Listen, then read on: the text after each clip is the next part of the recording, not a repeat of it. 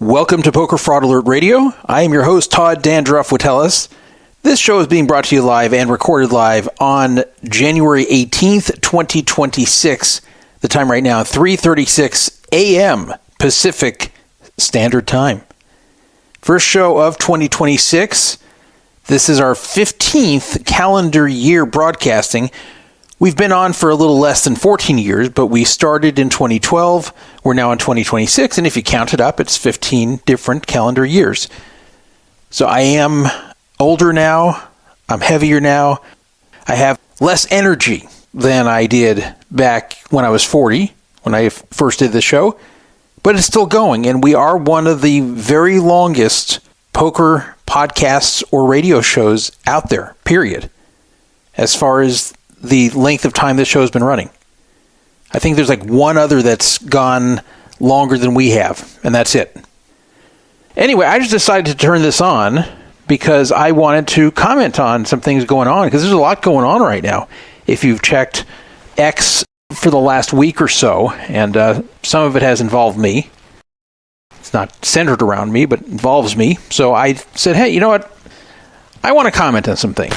And don't have time right now for a whole long show, but what I can do is I can take a little time here to comment on some topics, and then sometime in the upcoming days I will do the rest of the things I want to talk about, because there's a number of things since we were last on. If you want to text this show, the phone number is 775-372-8355, 775-372-8355. That has been our number all along. We do not have a call-in number at the moment. That was our call-in number too. Right now I can't take calls because of Skype's closure, and my attempts to find a replacement for Skype just haven't worked out so far. But I am still looking. If you can think of a good replacement for Skype that can do everything Skype could, let me know. But I'll tell you right away, the obvious ones will not work for various reasons. Anyway, if you want to find the show in podcast format, there are many places to do so. It'll appear usually a few days after the live show in podcast format on just about every platform you can think of. These include iTunes, the TuneIn app, iHeartMedia, Spotify, Audible, Odyssey, Amazon Alexa. Just say, Alexa, play Poker Fraud Alert Radio Podcast, Castbox, and most importantly, YouTube. We are on YouTube. There's really no video there. It's just the Poker Fraud Alert logo, but you can listen to the show on there, and I'll even make a very little bit of money if you listen on there, because I am monetized, believe it or not. There's the call to listen line if you want to listen live or just listen to our streaming reruns. We do have streaming reruns also on the radio page when we're not live. That phone number is 518-931-1189, 518-931-1189. The call to listen line does not require any kind of internet connection or even a smartphone. Just any phone in the world that can dial that number, you can listen. Anyway, I think we're going to do two topics tonight for sure, and I don't know if we're going to do more than that. We will talk about Bovada, and we will talk about Phenom Poker, which I like to call Phenom Poker. If I have time, I'll talk about other stuff, but those are the two topics I definitely want to get to tonight. So let's get right into the Bovada situation. Before I tell you what's going on right now, I'm going to give you a bit of a history on Bovada, because some of you may not know how far back it goes. It's a very, very old site, at least in its original form. Bodog was the original site before it became Bovada. And it was founded by Canadian Calvin Ayre somewhere around like 1994, 1995. And a lot of you kind of found it in the 2000s if you were around back then. I'm not sure really what they were doing in the 90s, but I know for sure in 2000 it was a sports betting site and had a casino on there too. I believe the sports betting was phone-based actually prior to that in the 90s. Eventually they added poker there sometime in the early 2000s. I ended up joining to play poker in 2005. And the account I have right now on Bovada is the same account I signed up with on Bodog back in 2005. So it's a very old account.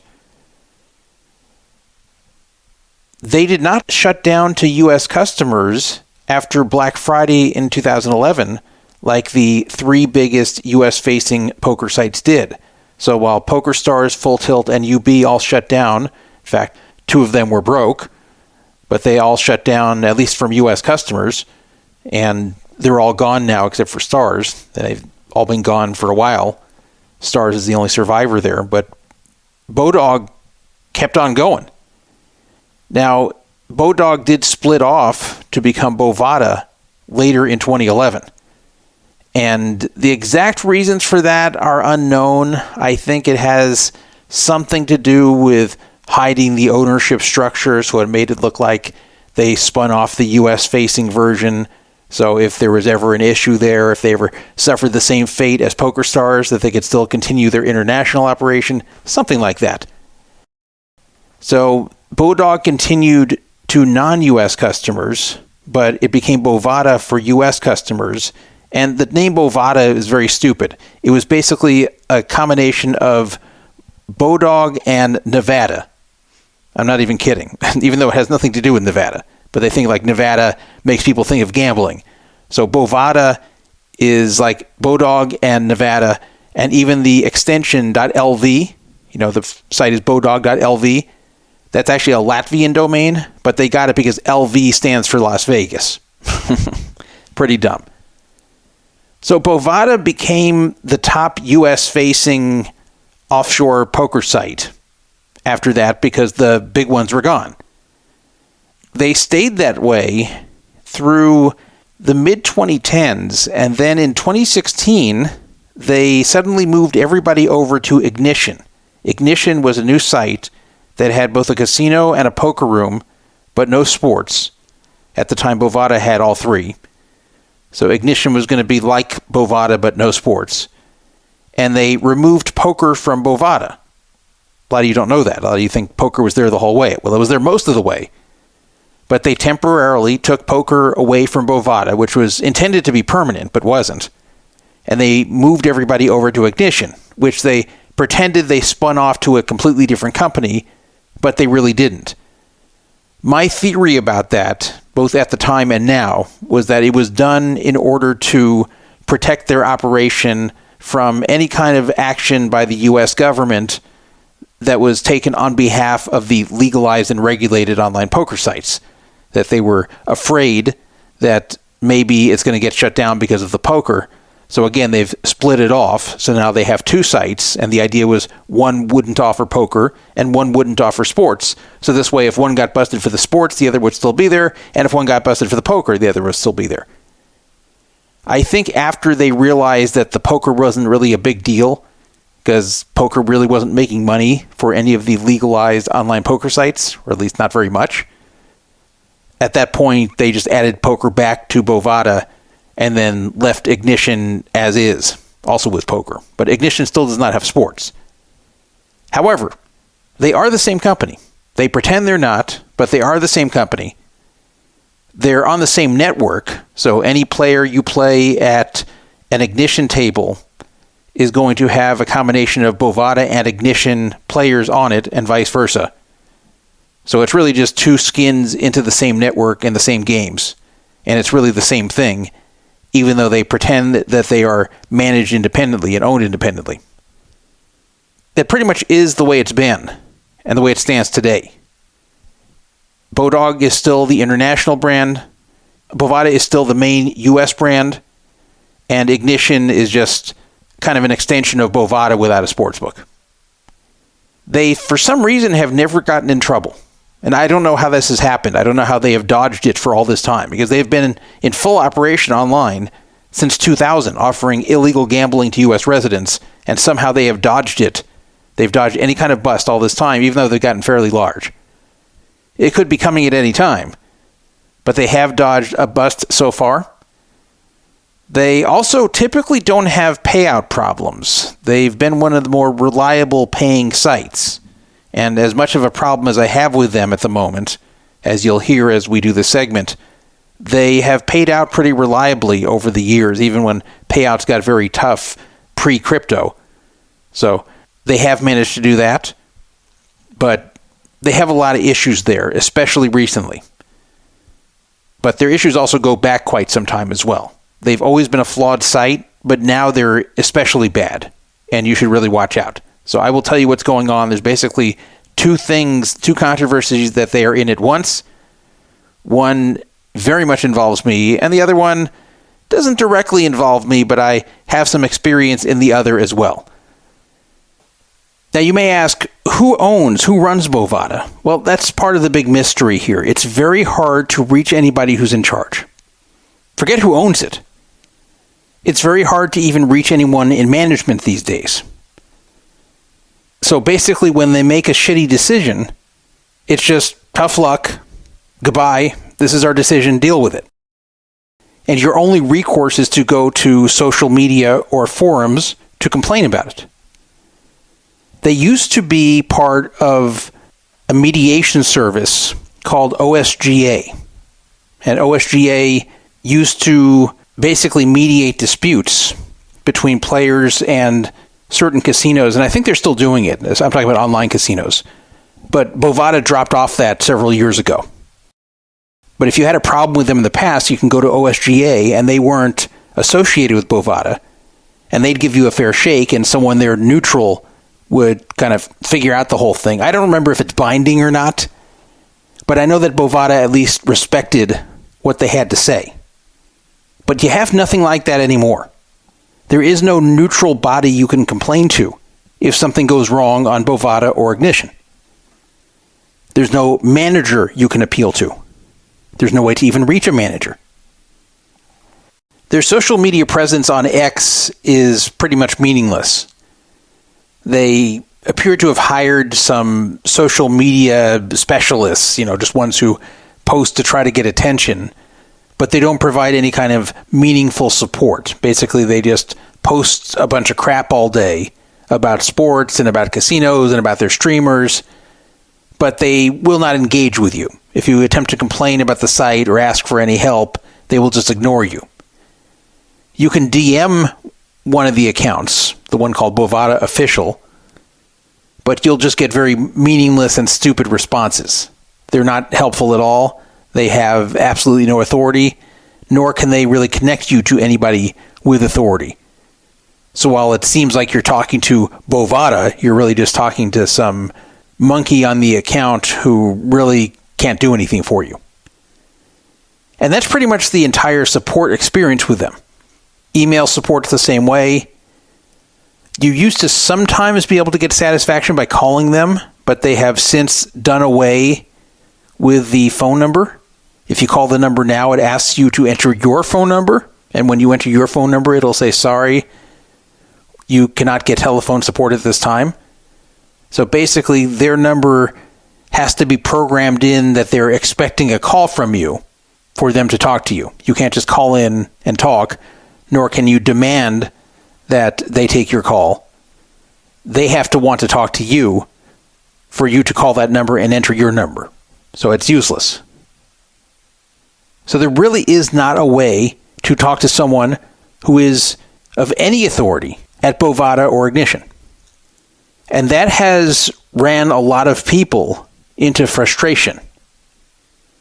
Because something goes wrong there, you get treated unfairly, or you have a complaint about something or someone, or some error or some problem, something that happened, and really all you can do is chat or message them on X, which does you no good, because you speak to people who have absolutely no authority, as I said.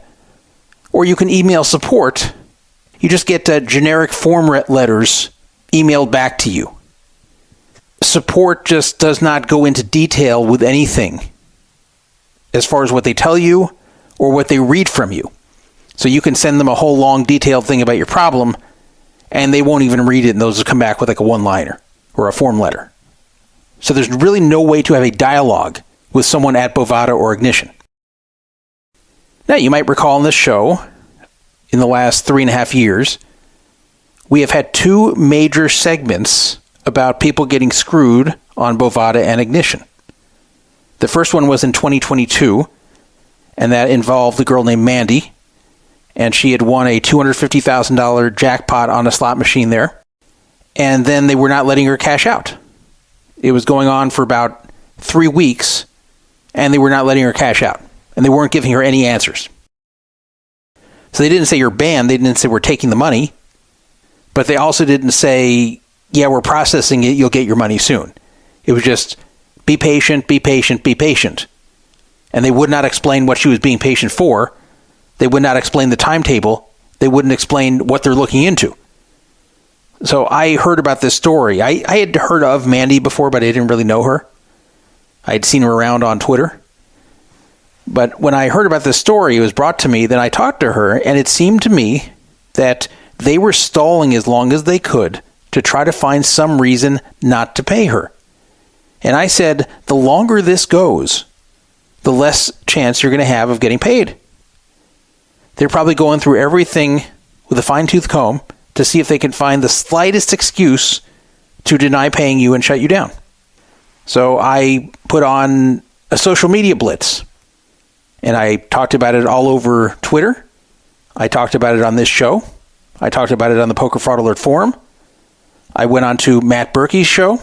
I went on to Joey Ingram's show. And I did so much talking about this in a short time that it got a lot of views and a lot of publicity. In fact, my tweet about it got about 350,000 views. Well, at least at the time, Bovada cared about their reputation. It was actually Ignition in that one. So Ignition / Bovada cared about its reputation at the moment, back in 2022. And within 24 hours of me doing all of this, they quickly called her up and said, yep, we've approved it, you're getting paid. And she got her whole $250K. So that was a happy ending, but really it was thanks to me. I mean, I don't take credit for things I didn't do, but this one I really did. This one, had I not done this, I can't guarantee she wouldn't have been paid, but it really looked like she wasn't going to get paid. But the next one was even worse, and this was last year. Remember the whole thing about the TikTok ban? Just as Donald Trump was about to take office? Remember that whole thing? How the U.S. was going to ban TikTok at the very, very, very tail end of the Biden administration? And then it did get banned. And then it got reopened within, I don't know, like 36, 48 hours. Well, a guy who listens to this show actually had access to the VIP version of Bovada. This is for people who bet big. I don't know how he became a Bovada VIP, but he got access to that. They have to invite you. So he had higher limits than most other people, and he placed a good-sized bet that TikTok would get banned before the end of 2025. At this time, it was in December of 2024 when he placed the bet. And I think he got like plus 260 odds, so very good odds, 2.6 to 1 or something. And sure enough, TikTok did get banned. In fact, if you went on to TikTok, it actually gave you a pop-up saying that TikTok has been banned from the U.S. It actually said that. So anyway, it was very clear that it was banned, and nobody in the U.S. could access it for, I think, 36 to 48 hours. So for sure this guy won, right? Well, they did not want to pay him. Now, this one was Bovada. This is not Ignition, because remember, Ignition has no sports book. This is on the sports book. So anyway, this was a matter of $87,000.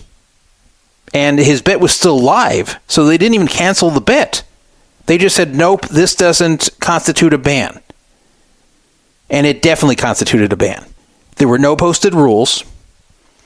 It just said TikTok to be banned before end of 2025. And it was.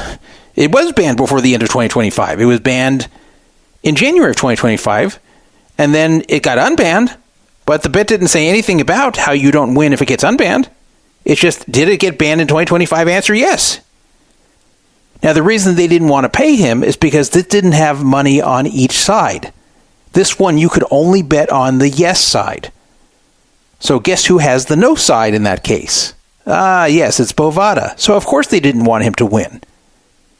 Because unlike normal prop bets, or any bet on a sports book, there's people betting on both sides, and the house ideally has roughly the same amount on both sides, and then they're going to make money either way with the juice. But here, there was only one side to bet. So they wanted their side to win. So again, I put a lot of publicity into this on X. I talked about it on the show. I posted about it on the Poker Fraud Alert forum. And sure enough, just like last time, they reversed it and paid him. So 2 for 2. 2 for 2 in happy endings with people getting screwed by Bovada and Ignition. And both of these were pretty nasty if you think about them. Mandy got screwed at a $250K where they're just stalling and not paying her and not telling her why they won't pay her. It's not like they said, hey, we have such and such concern, let us look into it. They're just saying, we're investigating. When are you going to be done? We don't know. Be patient. We're investigating. They just said that for 3 weeks without giving any update and without letting her talk to anybody who could explain this to her. So you know where that was going to go. And this other guy, they actually told him he lost, and they said the decision's final. So I was 2 for 2 in getting these reversed, and rightfully so. Well, now I have my own situation. And so far, I'm not doing as well as I did for Mandy and for this Poker Fraud Alert Radio listener. So far, I have not been successful to get my money. But that's not the only thing that's happening. This is not just a segment about me, in case you think it is. It's partially about me. But since then, something else has happened that's bigger than my story. But I'd say they all go together. So mine occurred, I think it was on December 7th, either the 7th or 8th. But I was playing a slot machine on Bovada, and I know you're probably falling off your chair now, that I was playing a slot machine on Bovada. You may wonder what happened to me. Am I the same guy you've been listening to all these years? Why would I ever be dumb enough to play a slot machine on Bovada? Well, I'm not going to explain it, but there are reasons that I will occasionally play slot machines on online casinos. This is not something I would recommend as regular behavior, but this is something that you can occasionally do under certain circumstances, and I'll leave it at that. So I was playing a slot machine on Bovada, and I did very well.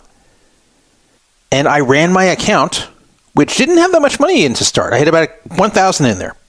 I ran my account up from $1,000 to a little over $30,000. So I was up $29K. Very, very good night. I was very happy. But as I've said for many years on this show, until you actually get the money, it's not yours. So I was telling a friend, you know, I've never been this unexcited to have won $29K. And the reason I was unexcited is because I thought about what had happened to Mandy. I thought about what had happened to that guy with the bet on the TikTok thing. And I thought about how there's people presently on X claiming that Bovada stiffed them out of jackpots they won. So I thought, could this happen to me? Well, sure enough, it did. The next day, my account was locked. I was told that my account's under investigation. My favorite story. The "you are under investigation" message from Bovada. I could not log into it. So I said, okay, you know, as long as it doesn't take too long, I did win a lot of money on here. I'll let them investigate. So they investigated. Now, the good news was, within a relatively short time, I think, 24 to 36 hours, my account was then reopened. So, yes, it was closed for a short time, but they reopened it. And I thought, oh, good. Okay, well, investigation's over. I'm cleared. Now, the weird thing is they did email me when they suspended me, but they did not email me when they unsuspended me. I just went and tried it, and I'm like, oh, okay, I can get in now. Again, this is like a day and a half later. The problem was, I found that not only did they reopen my account, but they also took over $29,000 from me. So they invalidated my win on that slot machine. Whole thing was gone. So I emailed them, and they told me that it was taken because the machine was malfunctioning. Well, that's very convenient. So when I win, it's malfunctioning, but when I lose, well, then it's not a malfunction. And I'm not just guessing that. I know for sure. Because that wasn't the only play I did that night. Within minutes of when I won the 29K, I continued playing. And I lost 2,900 back on slots. Now, some people have said, oh, why is it always 29 something? What, 29,000 to 2,900? What's with the whole 29? It's just a coincidence. I guarantee that had nothing to do with it. I wasn't playing till I lost 10% back or anything like that. It just happened to be where I ended up. But I lost 2,900 back. Okay, so let's do a little math here. I started with $1,000 on the site. I won 29,300 or so in the slots. Then right after, minutes later, really just like a few minutes, I lost back 2,900 in slots. Then I played some other things on the site and won some money. I won like another 2,500, not at slots, totally separate. This includes poker. So what should I have here? Well, what I actually should have is about 30,000 when this is all done. Tiny bit short of 30,000. What I do have is $600. That's all I got in my account is $600. So believe it or not, after all that, I lost $400. Now, how does that make any sense? How do I have 400 less than what I started with? Well, their logic is that the only thing that they are invalidating is my big slot win of 29.3. Everything else stands, including that 2,900 I lost back in slots. So how does that make any sense? It's one thing if they say this was malfunctioning. So anything that you won or lost since you started that session, because the first thing I did was play slots and win the 29.3. So if they were to say the 29.3 you won was invalid, so anything that happened since then we're just going to zero out because you won the 29.3, then you took that money and you were playing high stakes slots and you played some other stuff, you played poker. We're just going to say, since you shouldn't have had this money in the first place, we're just going to wipe the whole thing clean and drop you at $1,000 again. Now, that wouldn't be right, especially because I won $2,500 doing things that had nothing to do with slots. So really where I should have been left at minimum, and what absolutely minimum, if they want to say the thing's malfunctioning, is $3,500, right? Because I won $2,500 doing other things, and slots, I won 29.3 and lost 2,900, right? So if you want to wipe out all the slots, I should be at 3,500. But that's not what they did. They enforced the losses from the 2,900 in slots, but killed all the wins. Which is absolutely unfair. That's absolutely just stealing from me. Furthermore, it is stealing from me to say that it malfunctioned and to say that's it, case closed. Do you think if I lost when I was playing that night, they'd say it would malfunction? Of course not. We just saw I lost that night afterwards. They didn't say it malfunctioned. And here's a question for you. Let's say that 29.3, instead of losing 2,900 back in slots, let's say I continued playing slots and I won $1 million. Let's even say it was a different machine. Let's say I went to a different machine, played at high stakes with my new 29K that I just won, and I hit a jackpot for $1 million. What do you think they'd do? Do you think they'd just subtract 29.3 and be done with it and pay me my $1 million? No. They would say, you were playing these slot machines with money you just won that you shouldn't have had. So therefore, we're invalidating the whole thing. 100% that's what they would have done. There is no chance they would have let me keep winnings that I won with the money that I had won from the quote malfunction. But if I lose after I have the money from the quote malfunction, then they enforce it. Then they take it away from me. Total free roll on their end. Total free roll. Because I think you know that if I took that 29 and I ran it up huge, even playing other machines, even if I didn't play slots, let's say I played at high stakes blackjack or something and ran it up huge, You think they'd let me keep it? There's no chance. They'd say the seed money that you ran it up with was won through a malfunction. We're taking the whole thing away. That's what they would have said. But somehow when I lost, then they take that away from me too? There is no excuse for this. At the bare minimum, the very bare minimum, my account should have 3,500. The very bare minimum. Why?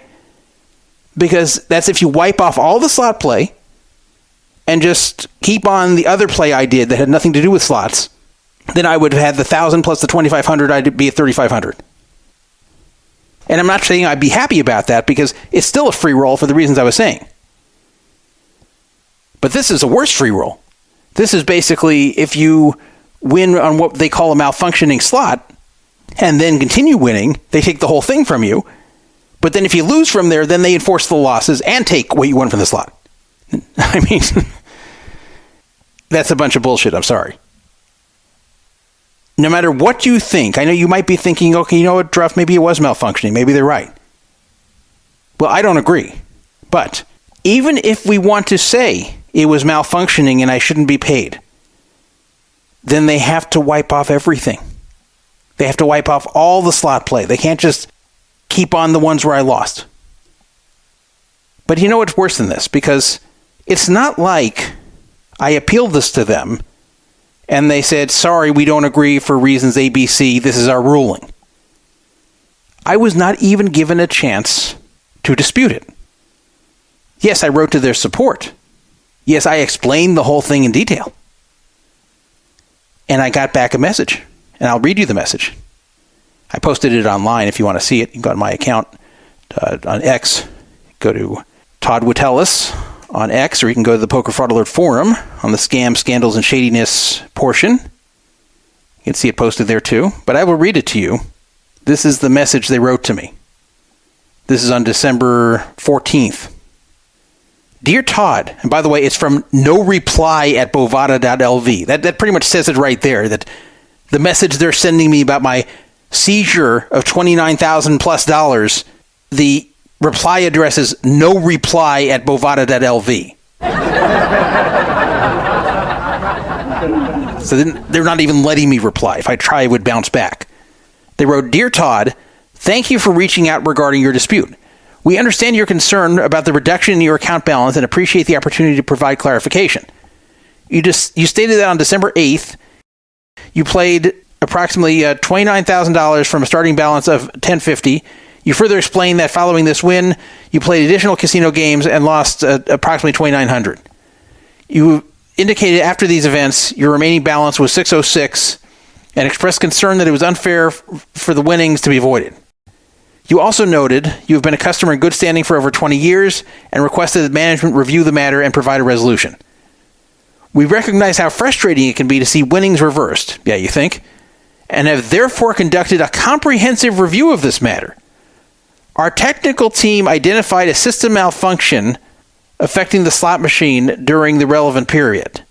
Their investigation confirmed that the issue could be reproduced and your account benefited from gameplay impacted by this malfunction. Now here's the key part that's coming up.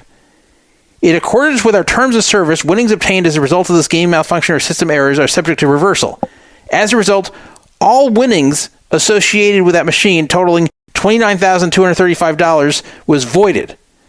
This action is consistent with the applicable terms outlined below. And then they quoted their own term.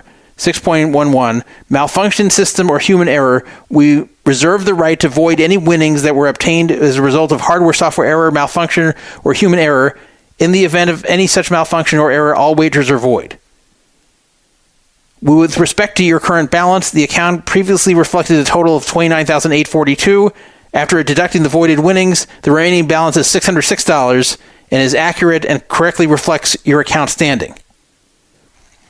While we understand that this outcome may not align with your expectations, please be advised that all relevant information was carefully reviewed prior to reaching this determination. This decision is final and will not be revisited. So that's bad enough, right? Well, but you like this last part here. Please note that this matter does not meet the criteria for escalation to the Dispute Resolution Office. Should you have additional questions or require further assistance, our customer support team remains available to assist you. What? So this doesn't meet the criteria for escalation? It's a matter of $29,000 fucking dollars. And how high does it have to be? $1 million? So they take over $29K from me, and they take more. They take also the losses that followed it. And they say this does not meet the criteria for escalation to the Dispute Resolution Office. Now, what is the Dispute Resolution Office, which they call the DRO? What is the DRO? The DRO has replaced the OSGA I was talking about earlier, except they control it. So, yes, the DRO is actually Bovada ruling on matters of Bovada while pretending to be neutral. But still, at least it's something. At least it's above normal support. Basically, the Dispute Resolutions Office is some kind of middle management there that takes a closer look at these situations where the customer is unhappy and doesn't want to accept the decision that's been made by lower support. So they're telling me I can't even escalate it to that. They said the decision's final, it will not be revisited, and this does not meet the criteria for escalation to the Dispute Resolution Office. Now, even if you want to say, Druff, you're wrong here. Druff, I think the machine was really malfunctioning. I think they're probably right. I think that if you played afterwards, tough luck. Then if you lost, you lost. And I think your balance is correct. I think they did it correctly.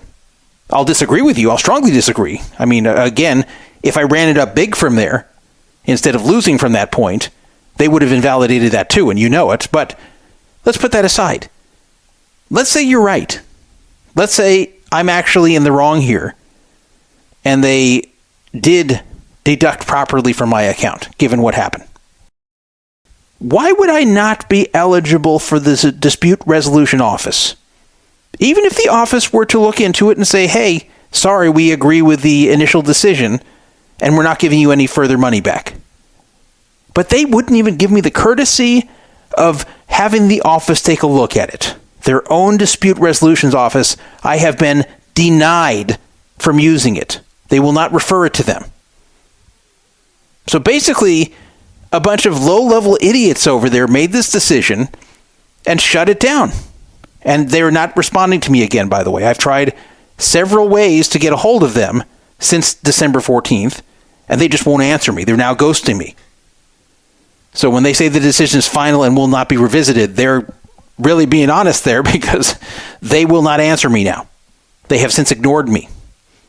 And when I've talked to their chat or spoken to the DM on X with them, they say, okay, well, we'll look into it, and then they come back, oh yeah, the decision's final, sorry.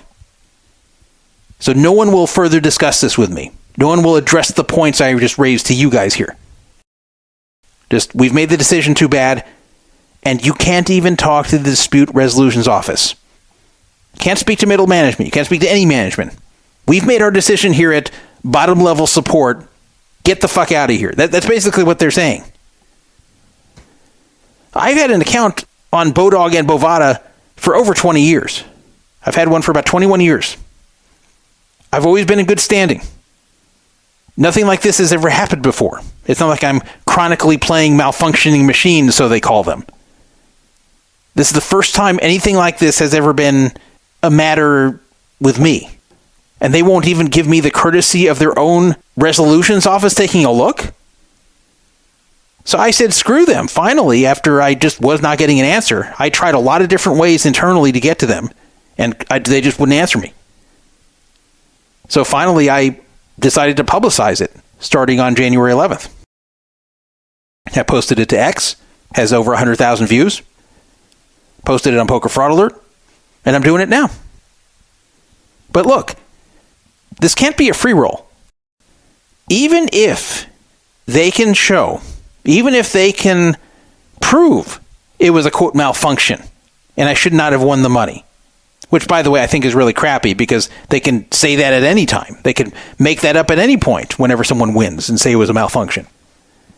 But even if they can prove it was a malfunction, that should not affect the other stuff. They should not be enforcing losses after that. If they're going to take away the slot wins like that, they got to take away the slot losses. They should leave me with what I won elsewhere that had nothing to do with slots, and that's that. And had they done that, I would still be complaining because of this, quote, malfunction crap that just basically allows them to free roll anybody. And as you've seen from my other stories I just told you, that's what they do. But at least I could say, well, what if it was a malfunction? But here they're just trying to take the interpretation that screws me the most. Anything I lost, they take away. Anything I won, they take away. I lose both ways. Heads I win, tails you lose, Bovada says to me. But to not even give me a chance to speak to the resolutions office? What the hell is this? With a 21-year account I've got here? So I still have not gotten an answer from them. Unlike when I publicized the other situations for these other people in the past and they got resolution, no one has gotten in contact with me. I even sent them another email saying, hey, look, over 100,000 people have seen this on X. You're looking really bad. How about you address this with me? And I'm willing to be reasonable. I'm willing to listen to them. If they want to show me how it was a malfunction and they can convince me it was a malfunction, and then they treat the whole thing fairly, I'm willing to accept a fair resolution of whatever this might be. But I need to be able to speak to someone who has authority, who has knowledge, who can show me how this was a malfunction, who can show me why I shouldn't be paid, and then who will fairly adjudicate the rest of it, meaning that you can't just enforce my slot losses and take away the wins. But I can't get that person. I can't get any person. And that really has been the center of all these problems at Bovada and Ignition, including the next one we're going to talk about, which does not directly involve me. The center of the problems is that you cannot reach anybody who has any kind of authority or power. And in fact, in many cases, you can't even have them send your message over to someone who has authority or power. It's not even like you can't speak to them directly, which is bad enough. You can't even send a message to say, hey, give this to management, please, because they won't do it. Look what they said to me. We're not escalating it. We're not sending it to the office. F you. And that's what they do to everybody. That's what they did to Mandy. That's what they did to this guy last year with a bet on TikTok. That's what they've done to other people who complain about being screwed by Bovada and Ignition. Every time you complain, you get a low-level support moron who just says, that's it, decision's final, that's it, go away.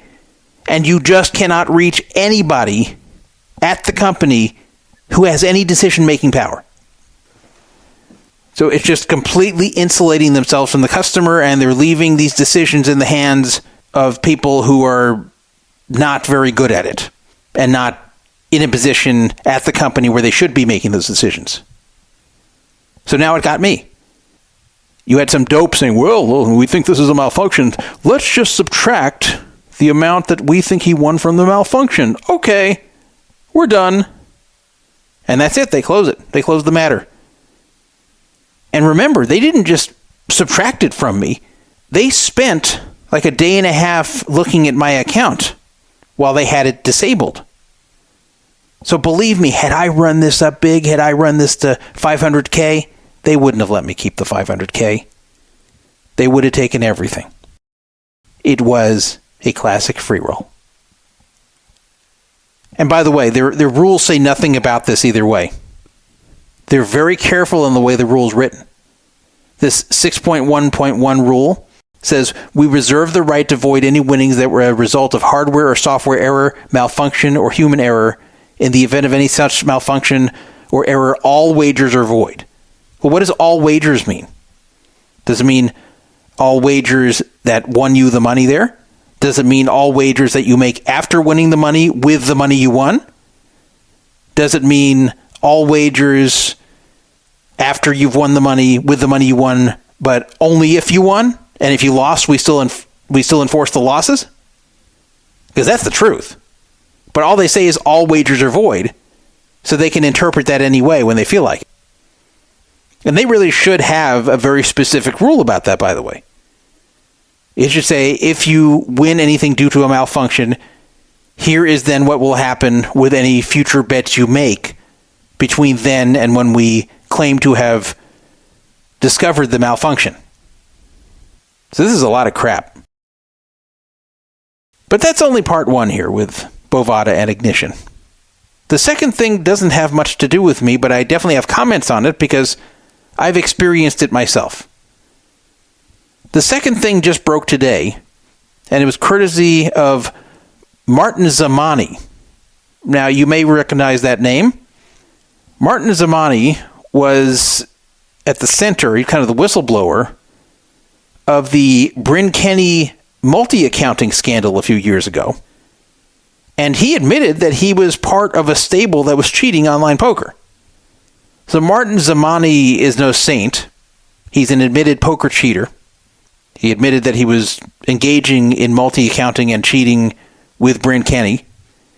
He basically blew the whistle on the whole thing because he didn't like the way Bryn Kenny was treating him. So it wasn't even like he felt guilty. He didn't try to claim he felt guilty. He didn't try to say, hey, you know what, I decided this was wrong, I'm going to come forward. No, it was like he had a dispute with Bryn Kenny, and this is the way to get back at him. And because Bryn Kenny was a much bigger name than he was, he knew Bryn would hurt from this a lot more than he did. But I will say this about Martin Zamani. Even though he was a poker cheat, and admitted being a poker cheat, and that is definitely reprehensible, in his claims about Bryn Kenny, it seemed that these claims were true, or mostly true. And I know this because this was looked into a lot. And when the whole thing was said and done, it really looked like Martin Zamani reported what was either the facts or very close to the facts. So it's not like you could say, oh, well, you know, he was doing poker cheating and multi-accounting. Yeah, how can you trust this guy? He could have been bullshitting about the whole thing. No, it really looks like Zamani did just spill his guts and tell everyone about his experiences and didn't even hide the fact that he was doing it too. He has also gotten involved in calling out other things over time.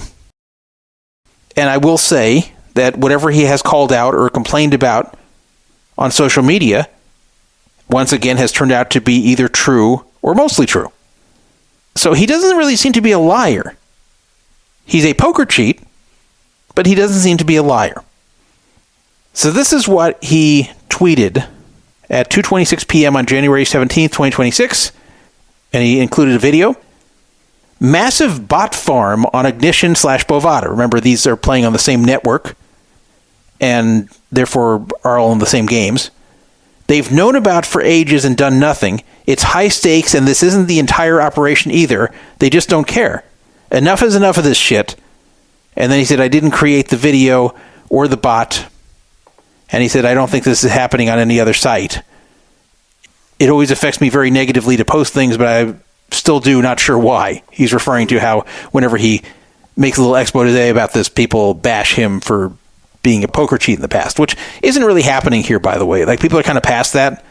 It's like, I don't think people really like trust him personally, but I think when he posts stuff like this, this is greater than he is, so they don't really give a shit who's posting it as long as they believe it. So anyway, this video doesn't really have much of sound, but it's 36 seconds of a walk through a large room with a lot of laptops, computers sitting back to back to each other, and then some other large screens I'm playing in the background here. So a lot of screens on here, probably about 20-something screens I can see in the room as he moves around there. And when I say he, it's not Martin, it's whoever made this video. He would not identify who made the video. He just said it's not his, and that he's not running this operation. He does not say how he got the video. It's probably more than 20. No, it looks more like 35 to 50 is my guess. Then there's several tables on each screen. So you've probably got, maybe you got 100 screens total of Bovada on about 35 to 50 physical screens. That's kind of what it looks like, just roughly taking a look. There have been some allegations that maybe this is just AI, and there are a lot of AI videos out there, as you guys know. Some of them are very, very obviously AI and poorly done, and some other ones you have to look pretty closely to figure out if it's AI. So some people are saying, hey, this may be AI because he does not say where it came from. He doesn't say whose bots these are. He really tells us nothing. He just posts the video, and that's it. It just says it's not his. But I go back to what I just said about Martin Zamani, and that is he has not lied yet from what I can see. Every time he's come out with some kind of scandalous piece of information, he seems to be telling the truth. And by the way, this is not uncommon with guys who are cheaters and scammers in poker. I have seen it before, where people who do dishonest things in poker, then when they call out others, they're actually doing so accurately. You would think not, but yes, it seems to occur a lot that way. So I can understand if you don't like Martin Zamani. I can understand if you don't trust Martin Zamani. But I haven't seen him lie yet. And this is a weird spot to lie after all this time. Like, of all things to lie about, why this? I hadn't even seen him talk about Bovada before. So why would he drop this shocking video of all these screens playing together? And there's no one sitting at the computers, by the way. They're playing by themselves. That's another piece I forgot to mention there. So it's like 100 screens all playing by themselves, being operated by bots. And by the way, you may wonder, why do they need all these separate computers? It's because Bovada will not let you open that many screens at once. And they probably will catch on even if you could open that many screens at once. They'd obviously see nobody could 100 table, so they would know it's a bot. So this way it looks like it's spread out.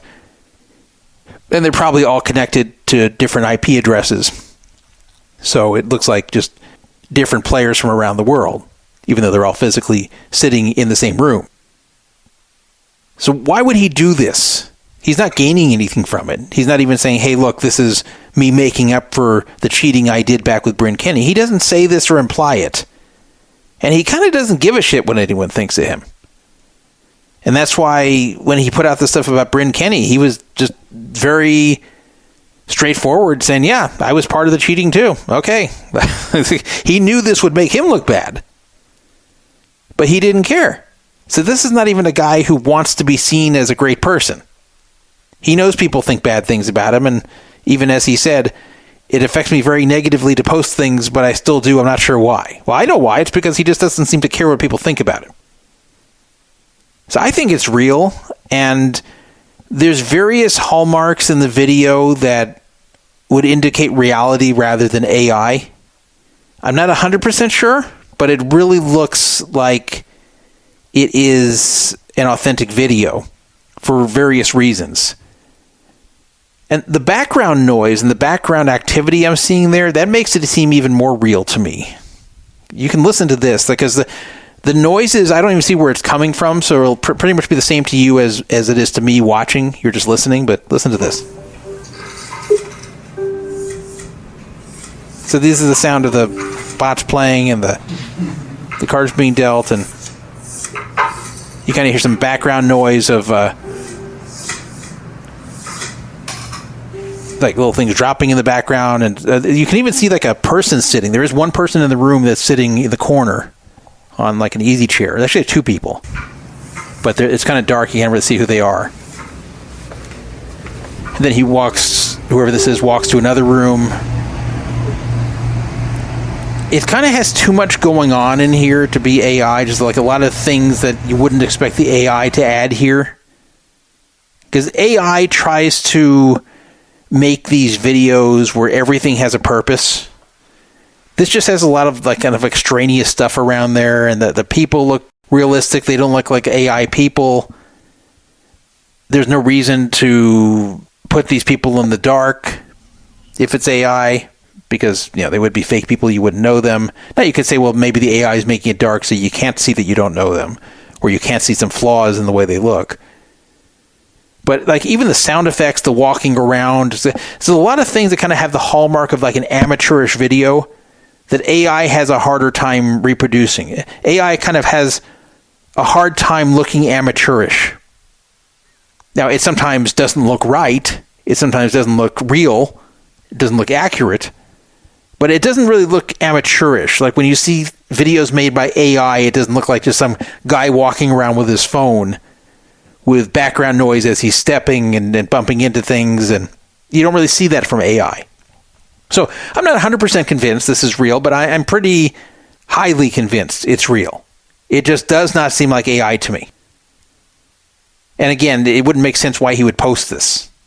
What would be the motivation to even do this? So this has gotten 356,000 views, 151 retweets, one of them for me. Really become a big story here. Bigger story than mine, for sure, even though they're both about Bovada. Though it has brought some attention back onto mine as well. Now, I will tell you, it is true that Bovada does not care about bots. There have been bots on Bovada for a very long time, and in fact, that's why I hardly play there anymore. I just got sick of it. For a while, I took the attitude of, I'm still winning, so, whatever, I'll deal with bots. But I just got tired of it, especially because the bots got better and better, it got tougher and tougher, and I said, why am I even doing this? Why am I trying to fight with these bots and these other pros for whatever scraps there is with the players who are mediocre or bad? The games aren't as good as they used to be, and I don't want to deal with the bots anymore. They won't do anything about it, and it's pissing me off. To show you how long this has been going on as far as bots on Bovada, I'm going to tell you a story from about 15 years ago or more. And when you hear this, you'll understand that they just absolutely don't give a shit. They didn't then, they don't now. In the early 2010s, and I'm talking about like 2010, 2011, when they were Bodog, there was a bot on there, more than one. There were a few bots that were constantly in the 30-60 limit hold'em games, which was the highest limit hold'em they had on there. And I played a lot in these games. In fact, in 2010, I was the biggest winner in the 30-60 limit hold'em games. But I got to know who my regular opponents were. In fact, there was a site called Poker Table Ratings where you could take a look and roughly see how everyone's doing. And that's how I was able to tell that I was the biggest winner at the 30-60 games there. But I got to see also who was doing well in those games. And some of the regulars there were strongly suspected, for various reasons I won't get into, of being bots. And they were winning players. So we tried to report the bots, me and all the other human regulars there, but Bodog ignored us. They wouldn't do anything about it. So we just kind of dealt with it. The games were really good in those days, and even though it had bots in them, it was still worth playing. But I really wanted these bots gone, and it was irritating to me that we couldn't get rid of them. Well, one day I was playing on there, and I noticed a weird bug, and this is on accident. I wasn't trying to look for bugs or glitches. But I noticed this weird thing that if there was a third player at the table who's sitting out, and then if I'm playing someone heads up, if I sit out and sit back in with a certain timing, then it will just give me the button right back heads up, which is a huge advantage. So if the other player doesn't quit, I could have the button every single time and they'd be the big blind every single time, which is a tremendous disadvantage heads up, as you might imagine. Now, I would never do this to a human player because that's cheating. In addition, even if I did do it to a human player, the human player would tolerate this for like 2 or 3 times at most and before saying, okay, well, this guy's angling on me and sit out. No capable human player would continue playing under these circumstances. They would just quit, and then they'd go report me. That's what would happen. So I didn't do it for 2 reasons. 1, because I don't cheat, and 2, even if I wanted to cheat, the person would sit out and report me. So I never did this to anybody, but I was very aware of that bug. So one day, the game broke down, a 6-handed game, to where it was me, a person sitting out, and the bot. Now, usually when it got me heads up against the bot, I would sit out, because I didn't want to play a bot heads up. But this time I said, wait a minute, I'm going to prove something here. If this is a human, they're not going to take the big blind over and over and over again. They're going to sit out if I try to pull this shit. But if it's a bot, it won't know the difference. Because remember, this wasn't AI. This was in like 2010. So this was not an AI that can reason it through and say, oh, wait a minute, this guy's pulling shenanigans on me. It just plays. It just plays poker. So I said, I wonder if I can pull this trick on it and how long I can get away with it. And I didn't feel the slightest bit guilty, because if this guy is a bot, which is what we all suspected, then he's a cheater. Then he's been cheating us by this point for more than a year. Plus, there were other accounts that we think were operated by the same guy. If he is a bot, I don't give a shit if I'm going to get the button every time he gets the big blind every time. If he's dumb enough to play this way because he's cheating and his cheating bot doesn't realize it, well, tough luck on him. That's the risk he takes. So, I tried it. Played one hand that way. Played 2 hands that way. 3 hands, 4 hands, 5 hands, 6 hands. He didn't stop. He kept playing and playing and playing. We ended up playing 80 straight hands where I was on the button and he was the big blind.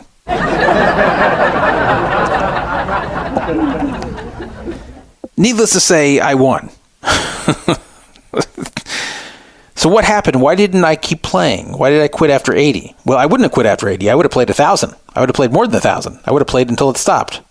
But it stopped at 80 because the guy, the human who was behind that bot, must have walked to the screen to see how things were going and witnessed what I was doing and was not very happy about it. So he sat out, actually typed "fuck you" to me, typed some other choice words, left, and then sent in a report, a complaint, to Bodog about me. So I got a call from Bodog.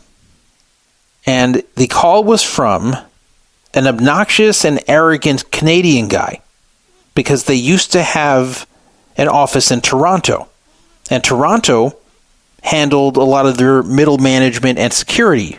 So this was maybe the head of security. It was someone pretty high up in the security office at Bodog back then. And he was calling me about this matter. Now, I was actually happy to take his call because I thought, okay, someone high up in security there, he's obviously going to know. He gets report after report after report about this being a bot for a year or more, and then I prove it by making the bot play 80 straight hands against me on the big blind. So I said, I'm glad you called me. Let me tell you what happened here. And I told him the whole story. Well, he wasn't impressed. In fact, he was very nasty and condescending, and he was telling me that I was a cheater, that I was engaging in exploits, and that they're very close to banning my account over this. And I said, whoa, I don't think you understand. I've never done this to anyone before. I did this because this person's a bot. And you can look at his stats. I mean, I can see the guy's stats on Poker Table Rating, so you know this guy's a big winning player here. So it's not like he's some fish who doesn't realize it. This is a very experienced, good player. And any person with that amount of skill and that amount of experience would never take 80 big blinds in a row.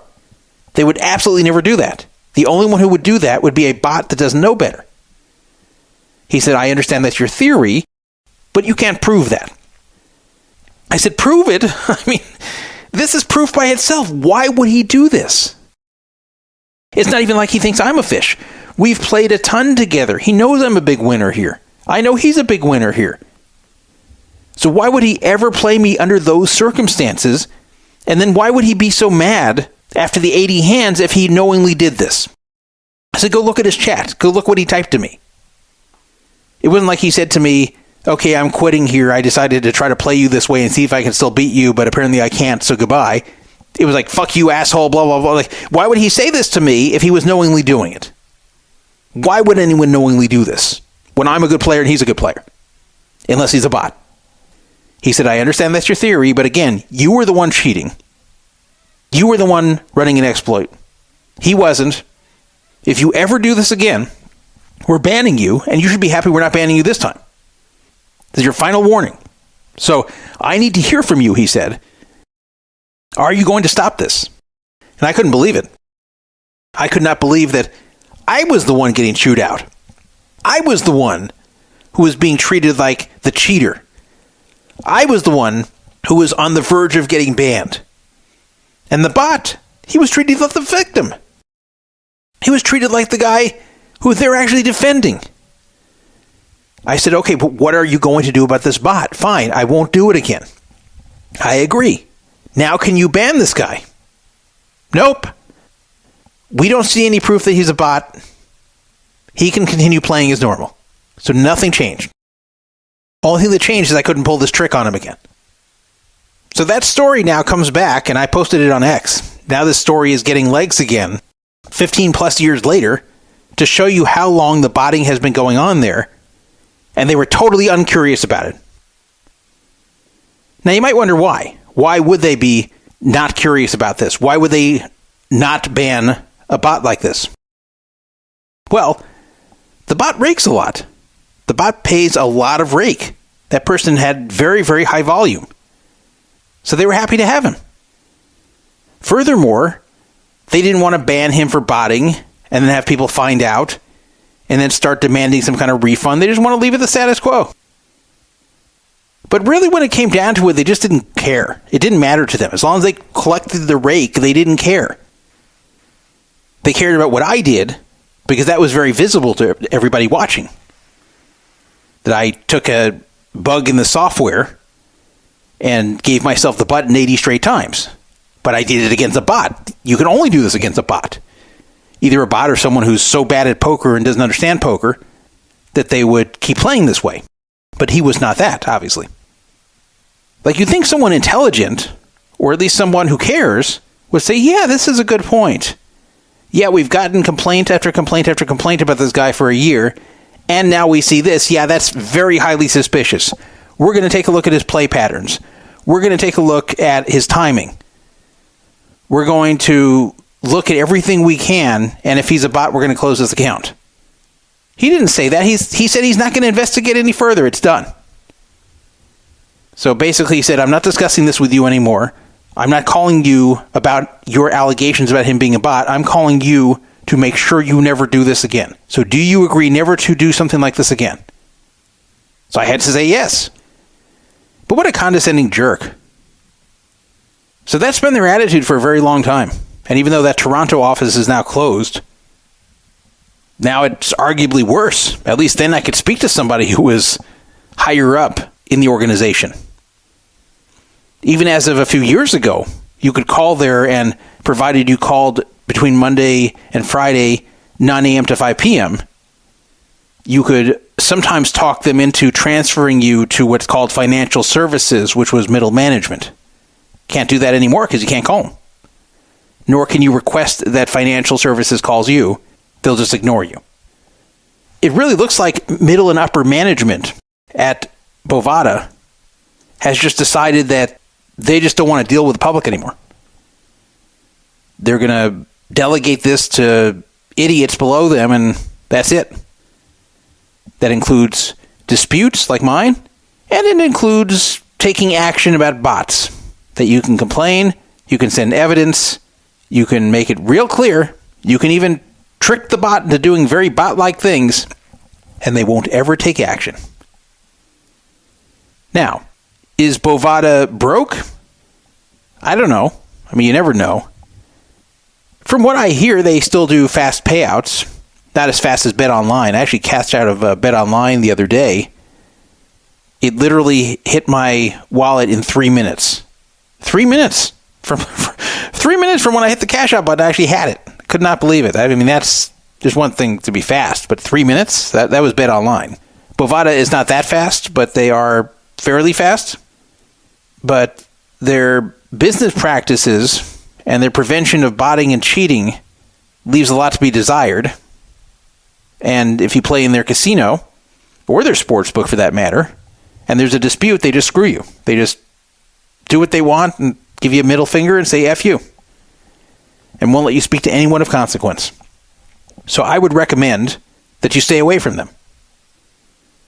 You might ask, okay, well, where should I play then if I want to play online? Well, that's the bad news.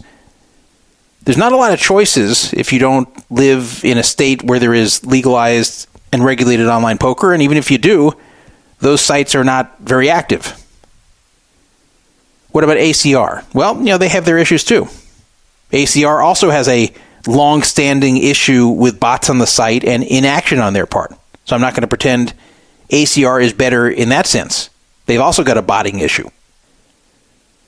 I will say one thing that ACR does currently have over Bovada is that you can reach people who have direct association and a direct line to the CEO, Phil Nagy.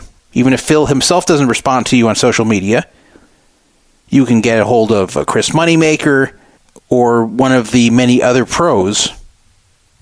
Rob Kuhn's another one. You can get a hold of these guys who are very active on social media and see if they can go to bat for you with any problem. So you can at least get some kind of management attention here. Whereas on Bovada, there's no such thing. And yeah, they have some sponsored players, but these guys just completely ignore you. I've tried to get to the sponsored players and say, hey, can you get me over to your manager, please? And they just won't even answer me. And none of these guys are like normal poker players either. These are like streamers who happen to play poker. So really, in the access to management sense, ACR is actually better. So that site definitely has its issues too. But as far as being able to talk to someone if something goes wrong, you have an edge over there compared to Bovada. And, if you can play on these sweepstakes sites, if you can still play in whatever state you're in, then those aren't the worst choice. They're a little bit weird. But like Club WT Gold, I haven't heard anything bad about them, aside from the fact that they're having to leave various states. So those are okay, at least for the moment. But yeah, the pickings are kind of slim at the moment as far as good places to play, especially if you want to play middle or high stakes. At low and micro stakes, there's more of a choice, but really middle or high stakes poker, it's kind of hard to find anything online that's trustworthy. I definitely would not recommend those poker clubs. People get screwed all the time. We've talked about that on this show. So if you have people trying to urge you to join their little poker club where you settle up later, don't do it. Even if the games are soft. One day you may find it where you don't get paid, or you may find out that there's collusion or other kinds of cheating. And talk about no recourse. So I'd stay away from those little poker clubs online. So yeah, there's not really a great place to play at the moment online, is the truth. I hope that changes, but it would take a large network of licensed and regulated sites that all share the player pool. And by a large network, I mean they would need large states to join it, like California, Texas, Florida, New York. That's what they need. They don't have that at the moment, and these sites are pretty dead. But yeah, I'd watch out about Bovada. In general, I don't like dealing with any business in any industry where you cannot reach anyone in management. And I don't mean upper management. I just mean someone in management who can intelligently take a look at a situation and make the right ruling and help you out. And if you're constantly blocked from doing that, if your attempts to do that hit a brick wall, then eventually you're going to get screwed and you're going to have no one to talk to. A lot of non-standard and weird things will come up with any company you deal with for a long time. You always need to be able to speak to someone in authority who can handle things, and that's in any industry. Not talking about poker or gambling necessarily. Any industry. If you're dealing with a business, if you're dealing with them for enough time, things will come up, and you need someone who can solve it. And if you can't reach someone who can solve it, then you have a bad company you're dealing with. And that's what Bovada is. If you ever get screwed, there will be no recourse. And look, I've been making a big deal on social media about this. I've got over 110,000 views of my post, and still they haven't gotten back to me. And I've even said, look, at least let me talk to the dispute resolution office, and then we'll go from there. It's not even like I'm saying, give me every penny of what I won, or I'm not going to be satisfied. I want to start out by talking to somebody who can deal with this in a fair and equitable fashion and can communicate and give me their side of things, and I'll give them my side of things, and we can come to something that makes sense. That's what I want to do, but they won't let me even talk. So no matter what you think about my argument here, I'm sure you can agree that them just not letting me talk to the office at all is not acceptable.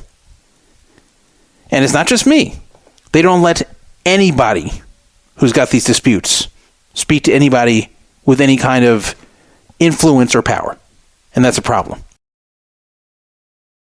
Before we move on, I want to give a postscript regarding the Bovada and Ignition situation, because we have had a little bit of an update since I recorded that last segment.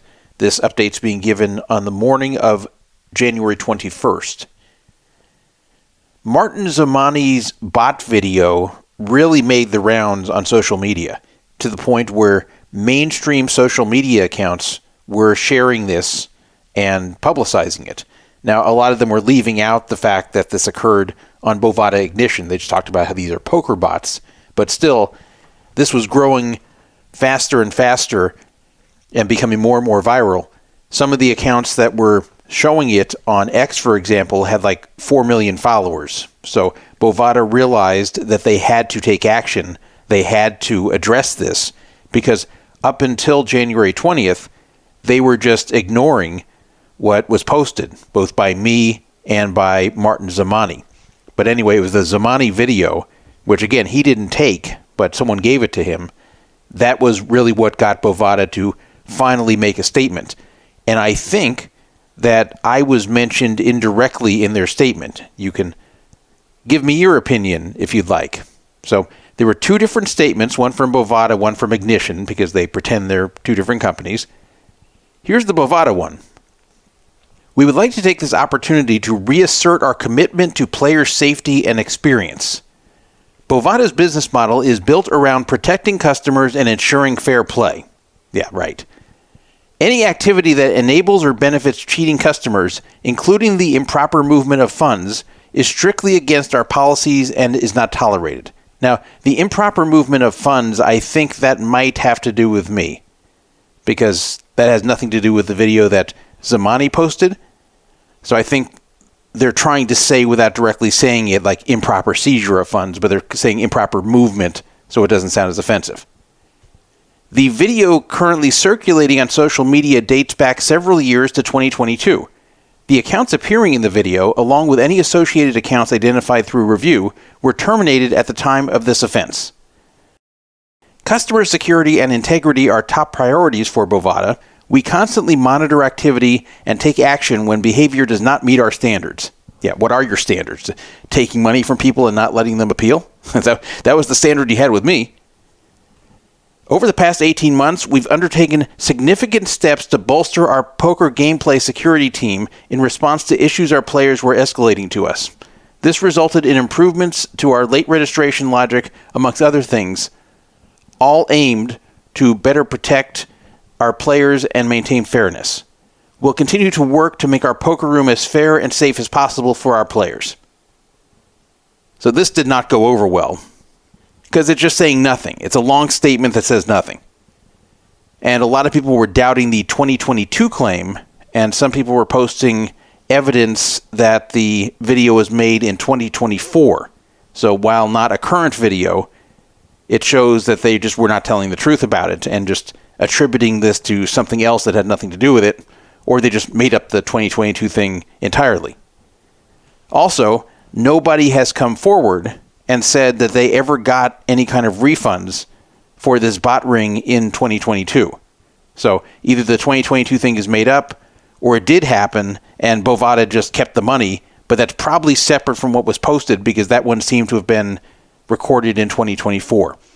So they gave you nothing here. It's not like they said, well, okay, these tournaments on these days it happened and we gave these refunds. Nothing. They just said, oh, it's in 2022, we took care of it, which is not good enough. Furthermore, it's weird that they say that they've undertaken significant steps to bolster their gameplay security team over the past 18 months. This is a site that has been offering poker for over 20 years. So why in the last year and a half would they suddenly get serious about stopping bots and cheating? I mean, I told you about the interaction I had with them in the early 2010s, where I had a bot basically proving itself as a bot, and they yelled at me about it. They threatened to ban me over it when I exposed it. So I think they only are addressing this in the most generic way possible because they feel they have to, because this is growing faster and faster and getting bigger and bigger, and they're afraid if they continue their silence that this will kill the business. I think that's why they finally said something. But this doesn't look like it's satisfying anyone. It's not like they're getting answers like, oh, okay, cool, okay, yeah, I understand, okay, thanks for addressing this. Okay, it all makes sense now. Like, no one's saying that. And furthermore, they're not getting many likes. The statement barely has any likes right now. It has 24 total likes, which is crazy. So it's from Bovada. Here's the one from Ignition. Ignition says, we understand there may be concerns raised by a recent video circulating online and want to provide clarity. Ignition does not tolerate cheating or any behavior of any kind that undermines player security in any way.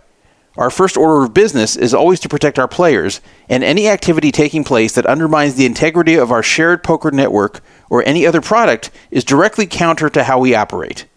The video in question is outdated, dating back to 2022. All accounts shown, along with associated accounts uncovered during review, have already been terminated. Customer security and fair play are central to Ignition Casino's mission and values. Yeah, values, right. What values do they have? I hate when companies like this, which are definitely predatory, try to talk about their mission and values. Just shut up with that. I mean, you can say you're trying to prevent cheating and you're working harder on it and you're trying to identify bots more than you were before, blah, blah, blah. Fine, but don't talk about your mission and values. Come on. They went on to write, we actively monitor the network as well as our products and respond quickly when issues are identified. Community feedback plays an important role in how we improve. In the past, concerns around late registration logic led to meaningful changes designed to strengthen fairness and consumer protection. By the way, notice they're pivoting to something that nobody's talking about. No one's complaining right now about late registration abuse, which very well may have been happening, but it's not like that is the scandal right now. Nobody's talking about that in 2026. I haven't seen one post about late registration on Bovada Ignition in 2026. So why is that part of their statements? Why is that the action they've taken? The answer is because they're trying to point to something they changed that's supposedly security-oriented, but doesn't address any of the problems that we're seeing right here, and that's on purpose. They finish with, our players are what makes Ignition a destination for poker. We encourage your continued feedback so that we may continue to offer you the best service possible. Yeah, it's all a bunch of bullshit. A poker player named Chase Davis, who's I think kind of like a poker semi-pro. I think he also operates a business. Anyway, he posted some screenshots of a year ago where he looked up opponents playing on either a Bovada or Ignition, doesn't matter, but he found some opponents that their play matched GTO Wizard, where you can use their lookup tool and enter the circumstances of the hand and see if that hand was looked up. And sure enough, Chase found two different hands in the tournament where he was playing where someone was looking up how to play it on GTO Wizard, which of course is cheating. So he sent it to them and they just ghosted him. They just ignored him. So this is such bullshit that community feedback plays an important role in how we improve. That's just absolutely not true, because here Chase Davis handed them on a silver platter this screenshot of two different GTO Wizard lookups where they easily could have gone after the players using it, and they just didn't care. And that's the way it's been. They just don't care. So that is my little update for you. I don't have anything regarding me yet. Hopefully they will respond to me as well, because I've been pressing pretty hard, and I've been trolling their official accounts pretty hard and trying to get them to answer me, because they have not even given me a proper appeal process yet, as I already described. So I will let you know on the next episode if anything further has happened with that. Someone from the 519 texted me, I see you are lice, but it's not working. Well, look, if I do have lice, I'm glad it's not working. I see you are lice, but you are not working.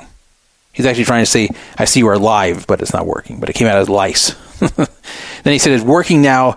Must have been my internet. Well, I wouldn't be so sure. I had problems earlier, too. Might have been my internet. Let's move on to the next topic.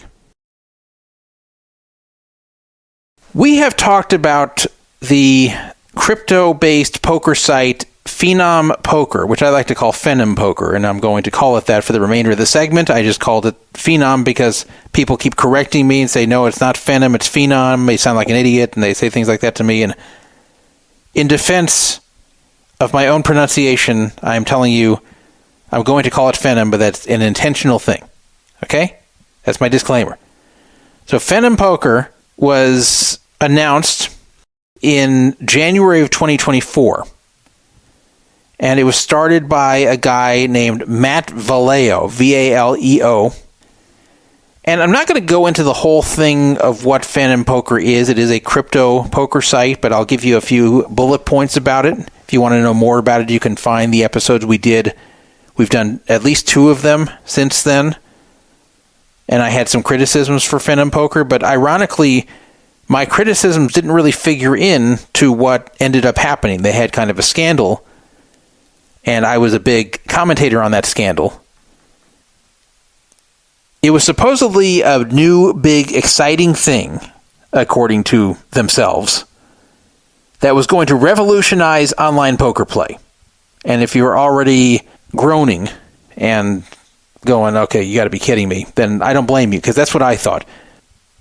Whenever anybody shows up with a product that's not out yet, or a service that's not out yet, and they say it's going to be a game changer, it's going to change everything, it's going to be a new paradigm, it's going to be something special, something that just transforms the entire industry.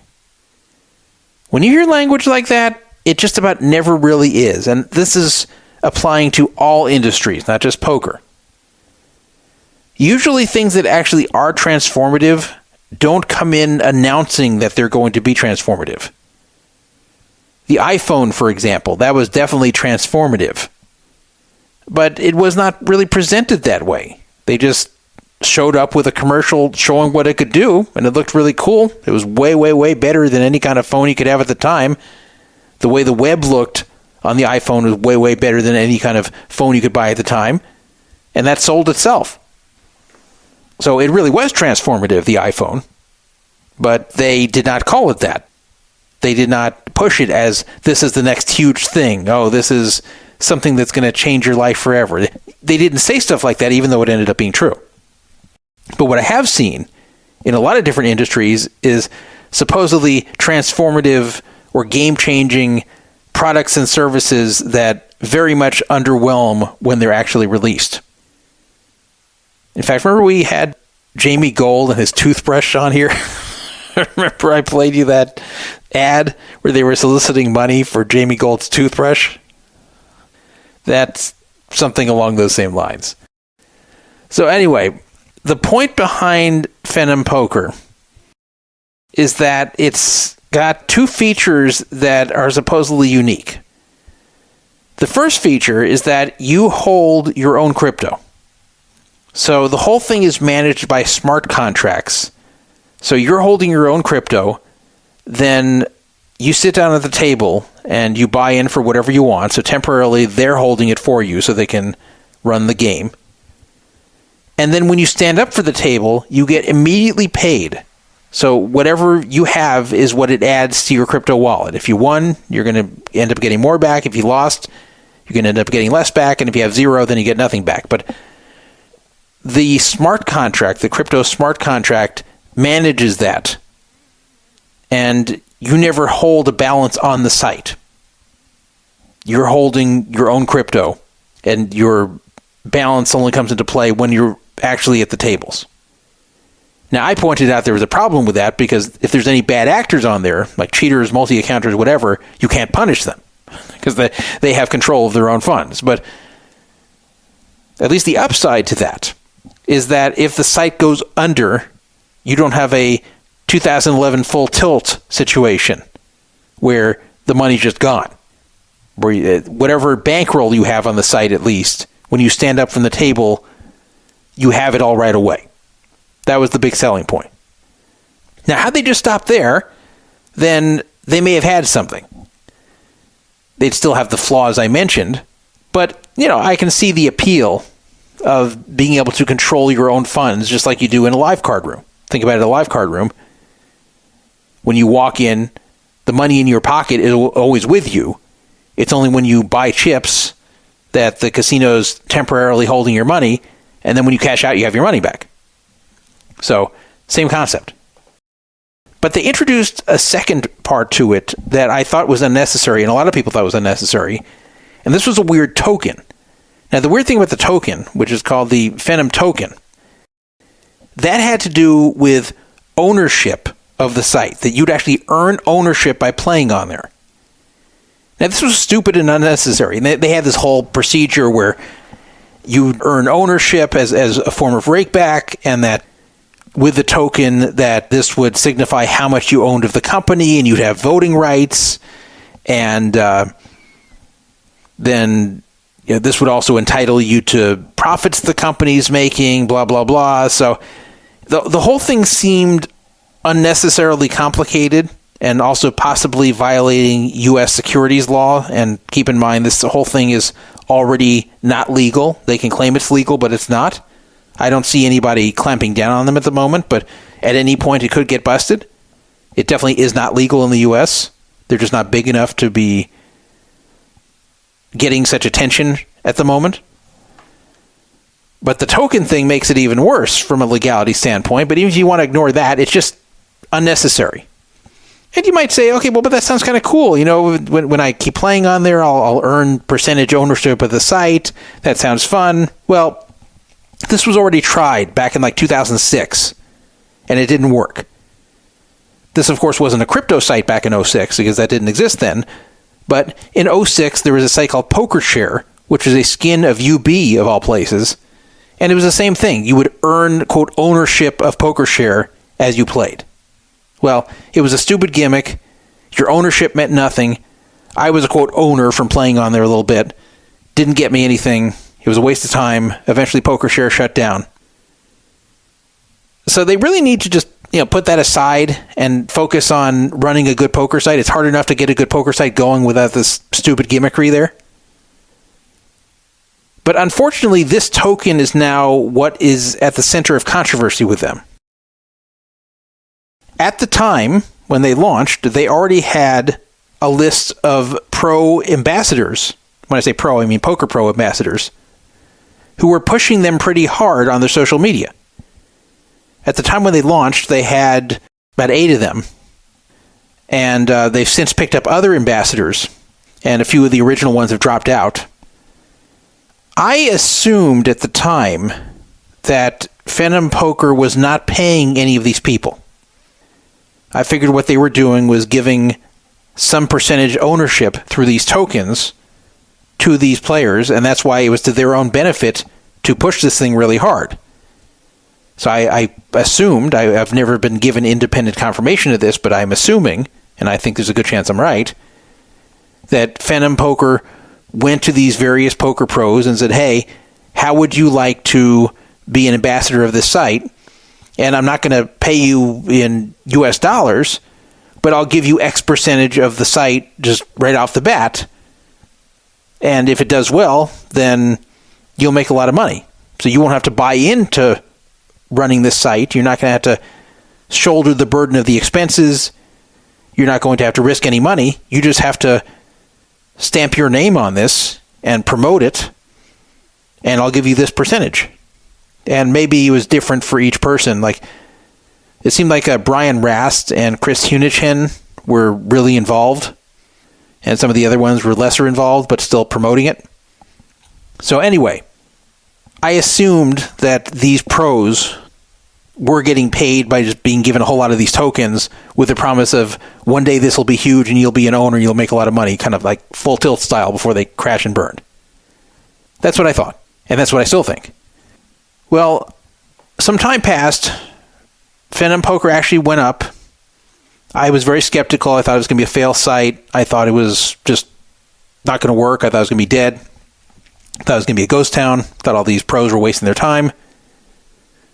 Well, from that standpoint, I was wrong.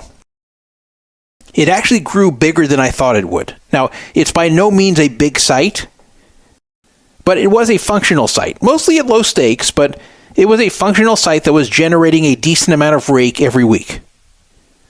So it was getting off the ground, and people really liked the software and the game selection on there, especially if you're a mixed player. They had a lot of mixed games there, games you really couldn't find on other sites. So the poker play portion of Phenom Poker, people really liked. And I didn't expect that either. I didn't say it's going to be terrible. I just didn't expect it to be liked that much.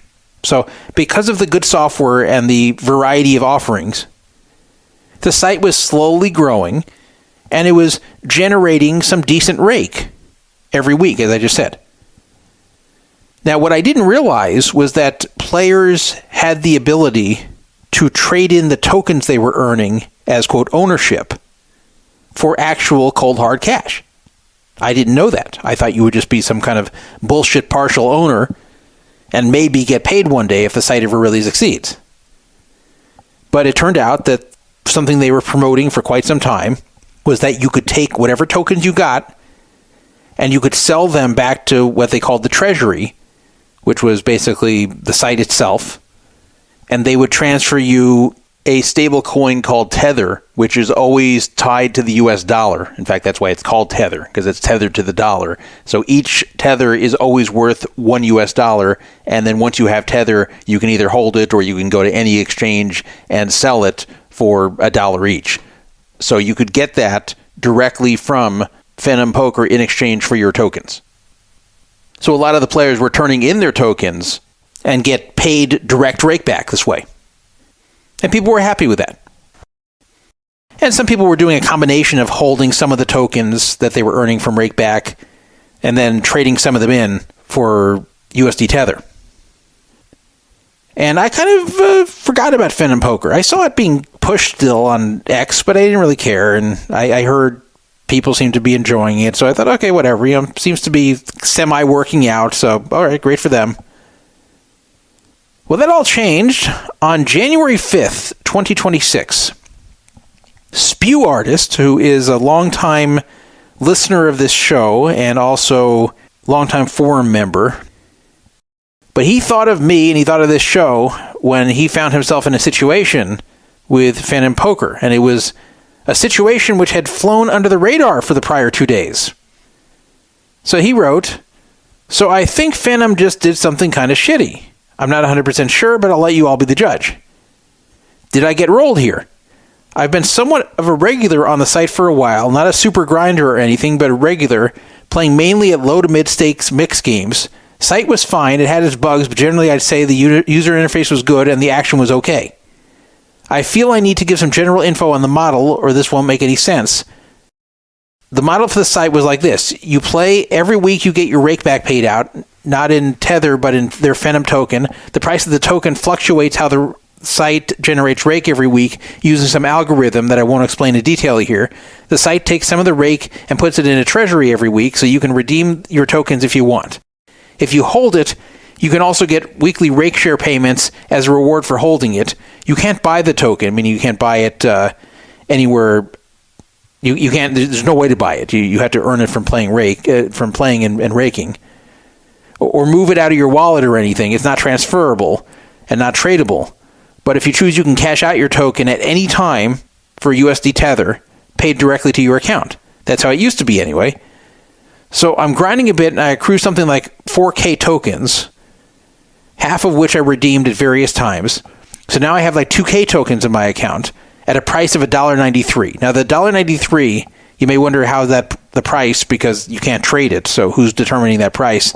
As he said, they had some formula where they would determine how much each token was worth based upon how much they had raked for the week. So every week it would change, but it wouldn't be like a massive change. It'd bounce around, but it would never bounce around like 10 times more than the previous week. It would sometimes be within like, maybe 50% difference from week to week, maybe on average. So at the moment, he said it was worth $1.93. Well, that's worth a lot to him, because that means he has almost $4,000 worth of tokens that he could trade in at any time. So he said, I wasn't that bullish on the site, but I figured whatever, I can cash them out any time. I consider it a part of my role on the site. Fast forward to 2 days ago, Phenom posted this on their Twitter. And then he posted the announcement they made on January 3rd that had flown under the radar prior to him posting this on Poker Fraud Alert. So before I read you what Phenom said on January 3rd, I'm just going to quickly recap what he was saying, that basically you earn these tokens as a form of rakeback from playing on the site, and that you can either hold them or you can cash them in for Tether, which then, of course, the Tether you could sell at any time on any crypto exchange. So it's almost like cash. So he said he did sell about half his tokens over time, but he still had about 2,000 left, which is worth almost $4,000 according to the last price at the time he posted this of $1.93. And he figured, no big deal. People have been able to cash them out at any time they've wanted, so whatever, I'll cash them in sometime. So he wasn't in a hurry to cash them out. Thought maybe Phenom would grow a little bit more and maybe it'll be worth more than $1.93 each. That's what he was kind of waiting for. So here's the announcement. A new year, a new era begins for Phenom Poker. Big announcement and update on the way. Read about it here. And then they had a link to phenompoker.com and the blog about this. So then it gives this paragraph about how they're always putting the community first and listening is only part of the equation. We've been hard at work gathering feedback, blah, blah, blah.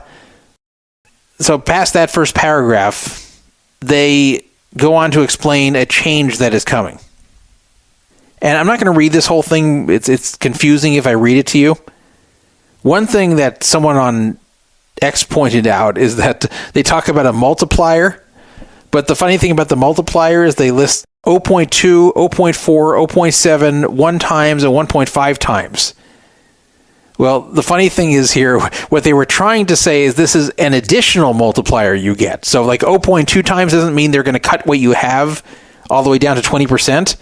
What they mean is you're going to get an extra 20%. So that's funny, they messed up their own multiplier graphic there. What they really meant was 1.2, 1.4, 1.7, 2 times, and 2.5 times. So that wasn't very smart. But that's not the issue here. That's just kind of a funny thing I saw on the page, and someone pointed out. But anyway, it's this long, convoluted thing in this blog that I'm not going to read you. But the basic thing they're getting across here is that you could no longer cash in your tokens for USD Tether or really for anything, that the cashing out is stopping effective immediately. Yeah. It's not like they gave warning. It's not like they said, hey, cash out your tokens now if you want to do that because we're not going to cash them out anymore. We're changing the system. It's just like, okay, we've made this change now. If you have tokens, guess what? We're freezing them for the next few weeks. That's really what they said they're going to be doing. They're going to be freezing people's tokens where they cannot touch them or do anything with them or cash them out for the next few weeks. And they had this whole convoluted method of things you can do. You can get extra rake back if you lock the tokens for a certain amount of time where you're agreeing not to cash them out. And they're also going to open them up to the open market where anyone from the outside can buy them now. And that's the way you can sell your tokens in the future. Once they get that going, then you can actually sell your tokens to the general public at whatever price they're going to pay. And that's how you can cash out in the future. So Spew Artist was very unhappy with this. He said, to summarize it, basically they're moving away from the old model and making the Phenom token tradable and transferable, so the price of token will be dictated by the market rather than the rake. Also, they're introducing staking and lockups for the token, etc., amid some other changes like moving the token to base. So I read this last night and I didn't like it because it seemed like the site was flailing a little bit. I still have PTSD from Black Friday and numerous crypto scams. Also, I didn't want to be exposed to price fluctuations that did occur after they made the token tradable. So last night I went to go redeem my tokens, and guess what? It fails. Over and over again it fails. And then he goes on to explain that it's locked up and he can't get anything, and that he also sees the price of the token dropped to $1.65 from $1.93, but that he can't even get it for that just everybody's tokens are frozen. Well, it turned out he was right. This is exactly what was happening, and this was a bad thing, and this was unethical, and it did screw people. And this was really not being discussed yet. It was being discussed internally a little bit on their Discord. But the thing is, on the Discord, anyone who complained basically got shouted down. And at the time, still, most players were kind of tricked or browbeaten into believing this is okay. And the ones that weren't, if they attempted to complain, were just really read the riot act on the Discord by either pros on there or people who just were bamboozled by this. But I believed him. And I thought when I read this post, I bet they've gone broke. And it turned out, when this was further looked into and further discussed, because I brought this out on X after Spew Artist brought it over to Poker Fraud Alert. I brought this out on X. And then Matt Vallejo, the CEO, went back and forth with me. And the problem with this Matt Vallejo guy, I've never met him before. The problem with him is he never gives you direct answers. He's always attempting to misdirect. He's always attempting to answer something a little bit different than what you've asked. And when you try to ask him direct questions, he acts very insulted and says that you're either intentionally not understanding or intentionally trying to be negative or intentionally trashing his project. And you just can't get simple answers out of him. So the way I was still seeing it, and this is the bottom line of everything, was that people were holding these tokens with the belief that at any time they could cash them out for Tether and turn that into cash. And then without any warning, they took that feature away. And I said there's only one reason they didn't give a warning, and that's because they probably didn't have the money to pay people. And they were probably afraid if they gave a warning that everyone would say, okay, well, cash me out now, and they wouldn't be able to cover it. So I knew they were either broke or near broke. Well, it turned out that, yes, they were. Now, again, remember, you're controlling your own wallet on there. So it's not like Full Tilt where they stole all the player money. They didn't steal all the player money because the players control their own wallets there, so that can't happen.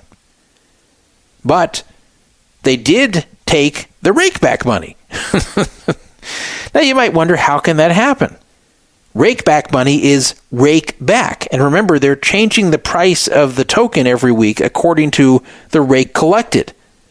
So there really should not be a situation where they don't have enough money to cover the rakeback, because the rakeback is a percentage of the rake. So whatever percentage rakeback they're giving, why don't they just hold that back to pay people if they want to come claim it?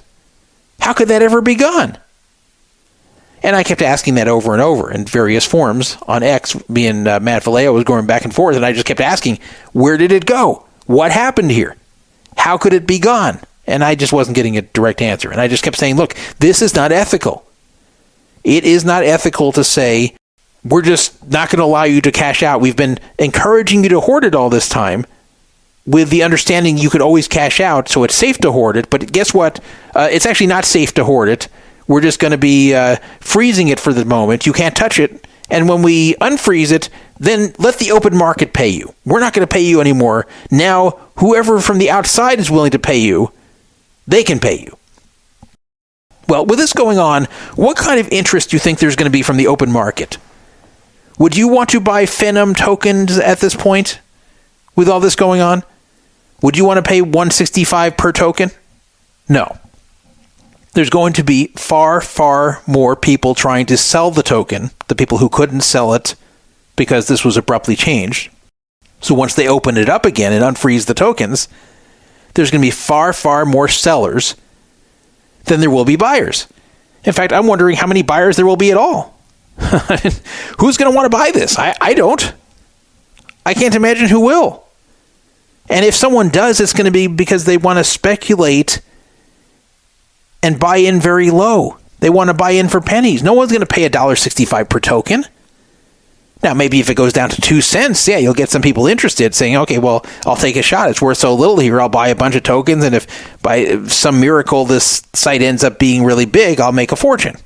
But no one's going to buy it at $1.65 or anywhere near there. So these token amounts that they believed would always be more than $1 and always have been more than $1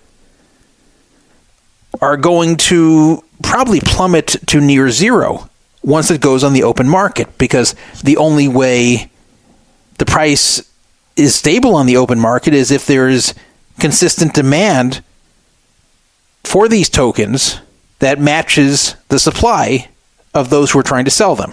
And it's not going to, especially if they're making people wait to do anything with the tokens and freezing them and then suddenly opening them up and saying, okay, if you want your rake back, you want to convert it to real dollars and go sell it now on the open market, the price is going to fall off a cliff. So I tried to make these points, and boy, were they trying to be evasive. Brian Rast got very involved in talking about this. Now, Brian Rast, you got to understand, I don't know how familiar you are with him, but Brian Rast is not a confrontational guy. Matt Vallejo is more confrontational. He's willing to go back and forth with you. Brian Rast doesn't really want to argue. He doesn't really tend to fight or argue with anybody. He has strong opinions on things, but he does not like to argue those opinions. He doesn't like to go back and forth. He doesn't like to make enemies. He doesn't like to get into protracted debates. That's just not him. So he's just going to kind of say stuff and maybe give you like a one-line reply a few times at most and then be done with it. But he does make long statements. So I'm going to read you what he had to say. Remember, he is one of the site pros, probably one of the main pros there. Phenom is implementing some changes. I want everyone to know this was discussed quite a bit internally before the announcement. This post is not about the details of those changes. You can get that from Phenom's Twitter account or elsewhere. This is about my experience and perspective as someone involved in the inside. When Matt, the CEO, called me to discuss it, he had a real problem to solve. The current treasury redemption model has people redeeming tokens every week, which pulls money out of the company that could otherwise be used to grow the site. Now, first of all, let's just stop right there. This doesn't make any sense. He's trying to say that people redeeming these tokens and basically selling them back to the company is pulling money out of the company. Well, yes, technically it is, but why don't we look at it a different way? You promised these players rake back. So why don't you just allocate that amount of the rake, whatever percentage rake back they're earning, allocate that to pay people, and that's money they earned from rake they paid. Okay? And when they want it, you give it to them. It's ridiculous to say this is pulling out money from the company. No, it's not. It's pulling out money that they earned and that the company's holding for them at the moment. It's like the bank complaining when I go and make a withdrawal that I'm pulling money out of the bank. I mean, yes, but it's my money. It's the same thing. So that's a weird way to say that. And they control the price, by the way. So what is this pulling the money out crap? He presented a few ideas. One was tying rewards to staking with increased rakeback for those who stake. The other was moving away from a treasury model to a free market token price model. My gut reaction was mixed. I liked the staking and rewards changes. I didn't like the token model change. I felt like we were going back on the idea that the Phenom token was a crypto token done right. And honestly, I guess many of you are having the same initial reaction I did. Yeah, because they can't get their money. They had a token that was worth something tangible that they could cash out at any time, and you suddenly tell them, no, you can't cash it out and we're freezing it. That reaction kicked off a nearly 2-hour call with Matt, longer than I wanted, especially because I had an early flight the next morning. But this was something I felt I needed to fully understand. Over the course of that call, I changed my mind. And in the days that followed, the more I thought about it, the more I talked with others involved in Phenom, like Huck, referring to Huck Seed, and Alec. Alec is Alec Torelli. It became clear to me that the most important change here was not the staking and rewards, but was moving from a treasury exchange model to a free market token model.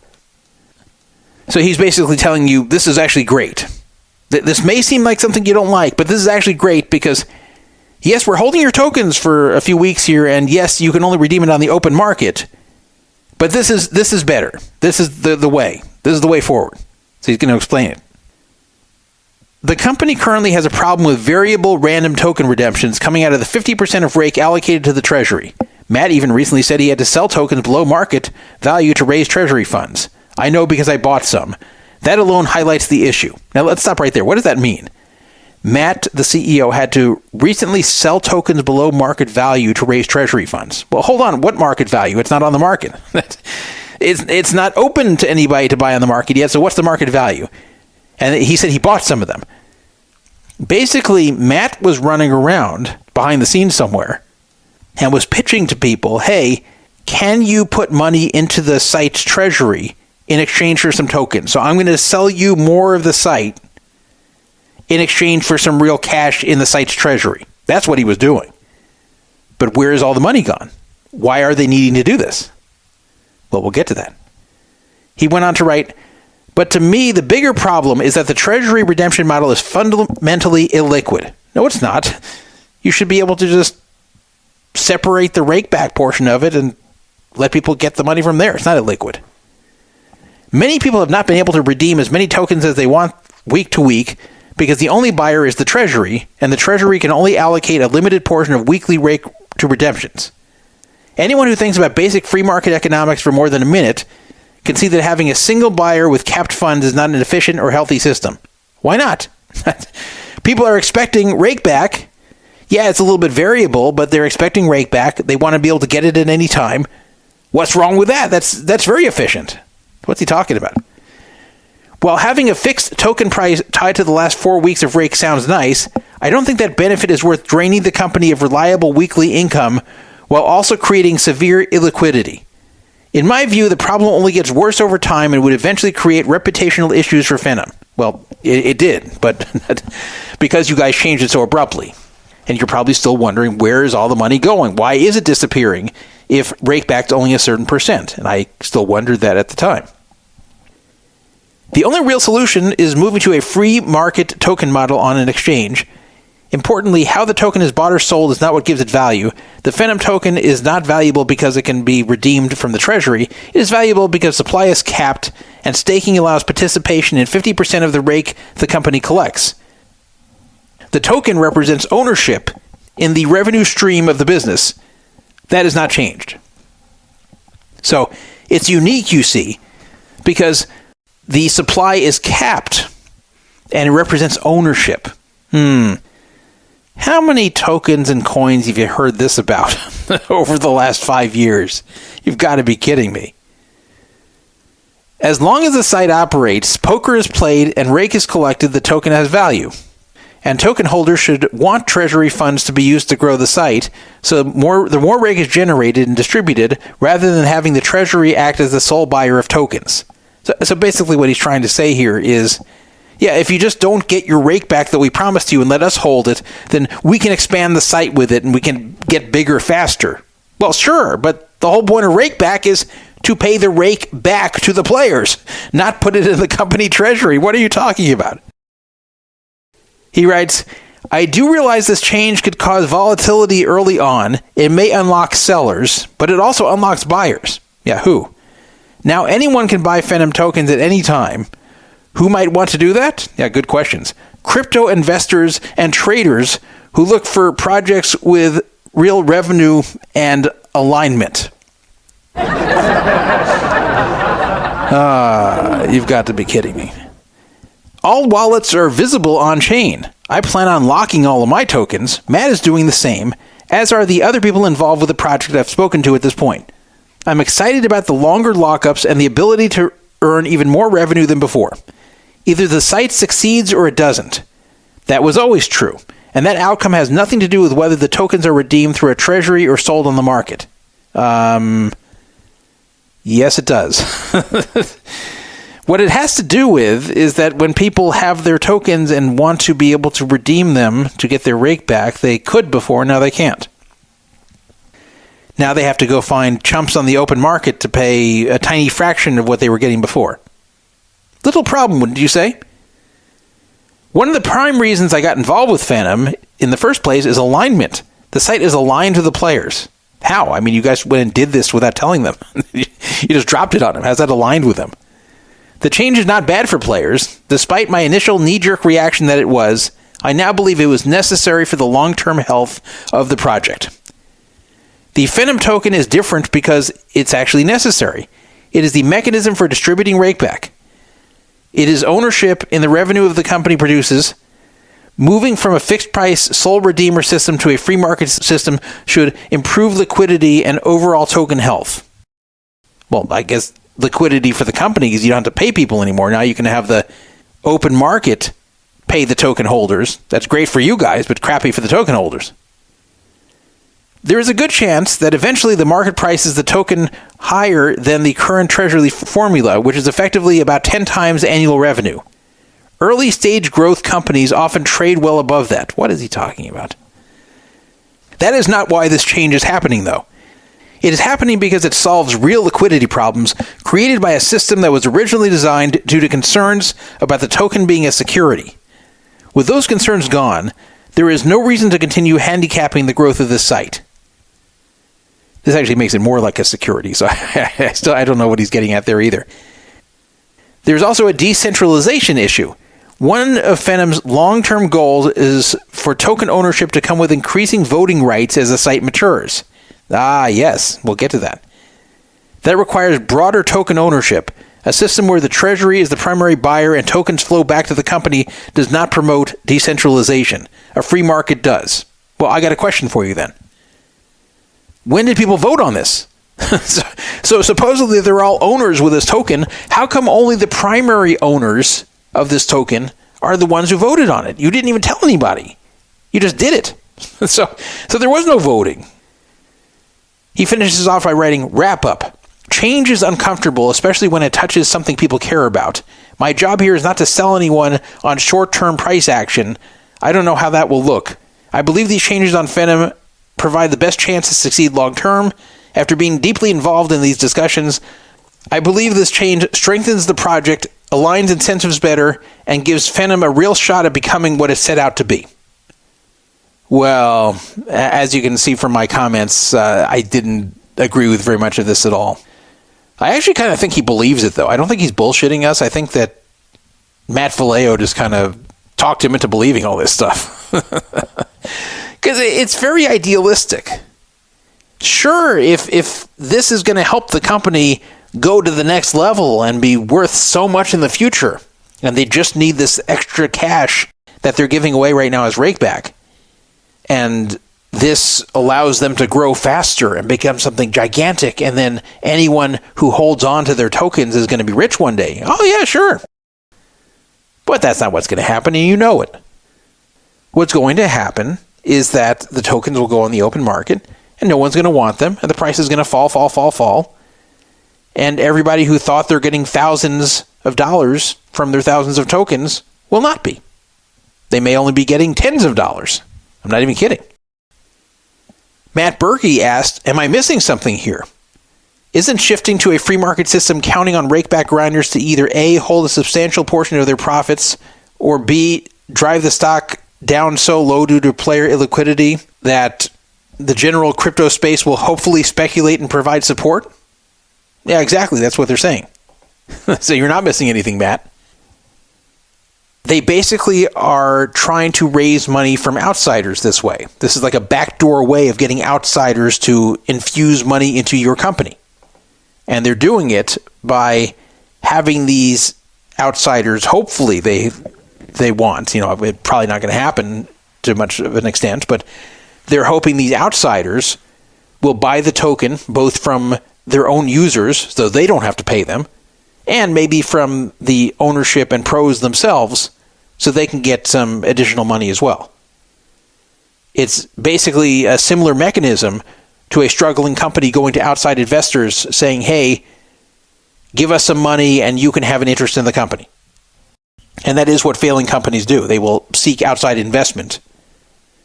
And those that currently hold ownership in the company will give up some of that ownership in exchange for the outside investment so they can keep functioning.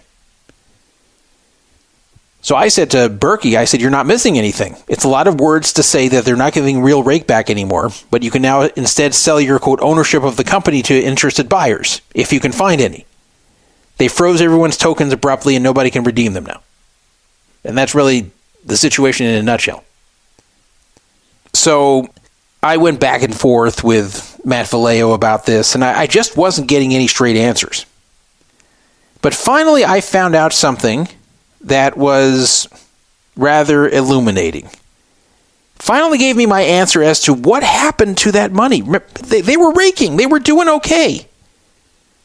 So where did that money go that they raked? Why can't they just give a percentage of it to their players? Who cares if it's in the form of a token being redeemed? It doesn't matter. Rakeback is rakeback. So why was that not set aside and segregated? Well, let's go back to what I told you about how the pros likely were not compensated with regular money. They were probably compensated with a lot of these tokens. So, guess what happened? You have all these pros who were given big heaps of these tokens that you couldn't trade on the open market, so you couldn't just take these tokens and sell them somewhere. The only buyer of these tokens, by original design, was Phenom Poker itself. If these pros who were given all these free tokens can also sell them back to Phenom, which they could, what do you think happened? Yes. They sold them too. And it sucked out all the money from the company. Because if it were only players redeeming it, that would be fine, because these players paid into it. So they're only getting back a percentage of what they paid into it. The players can never redeem too much, because they're the ones who contributed to it in the first place. So no matter what you're redeeming, it's still a percentage, and not a very large percentage, of whatever you raked. So it's not like you can ever redeem more than you raked. So yeah, the price is a little bit variable going back and forth, depending on how much they're collecting. But for the most part, these players can never redeem more than they raked. So they should never be in financial trouble. What if you have this group of pros that are holding a lot of tokens combined that didn't pay into the system, unlike the players? And they can redeem them too. Well, every time a pro redeems a token, one that they got for free, that takes liquidity from the company. Not when the players do it, but when the people who didn't pay into the system in the first place do it, then it takes the liquidity out. Think about if we're talking about a bank. If only people who made deposits can make withdrawals, then it's fine. Then the bank isn't going to go broke, provided they're not making outside investments and losing money like they did back in the 2000s. But putting that aside, let's just take a bank that only does deposits and withdrawals. There's no way that they can run out of money. But let's say people can also come in and withdraw money from the bank who never put money in the bank in the first place. Let's say they just get certificates that they can do this, maybe for promoting the bank. Well, then the bank can go broke very fast, right? That's basically what happened here. They never said it entirely directly, but they implied it very, very loudly. Let's just say that. In fact, I think Chris Hunichen even said it directly. But yes, this is what happened. The pros redeemed so many tokens that they were given that it broke the system. And instead of the pros being asked to give some of that back, they're like, oh, you know what? The easier solution is just let the open market pay people who are still holding tokens.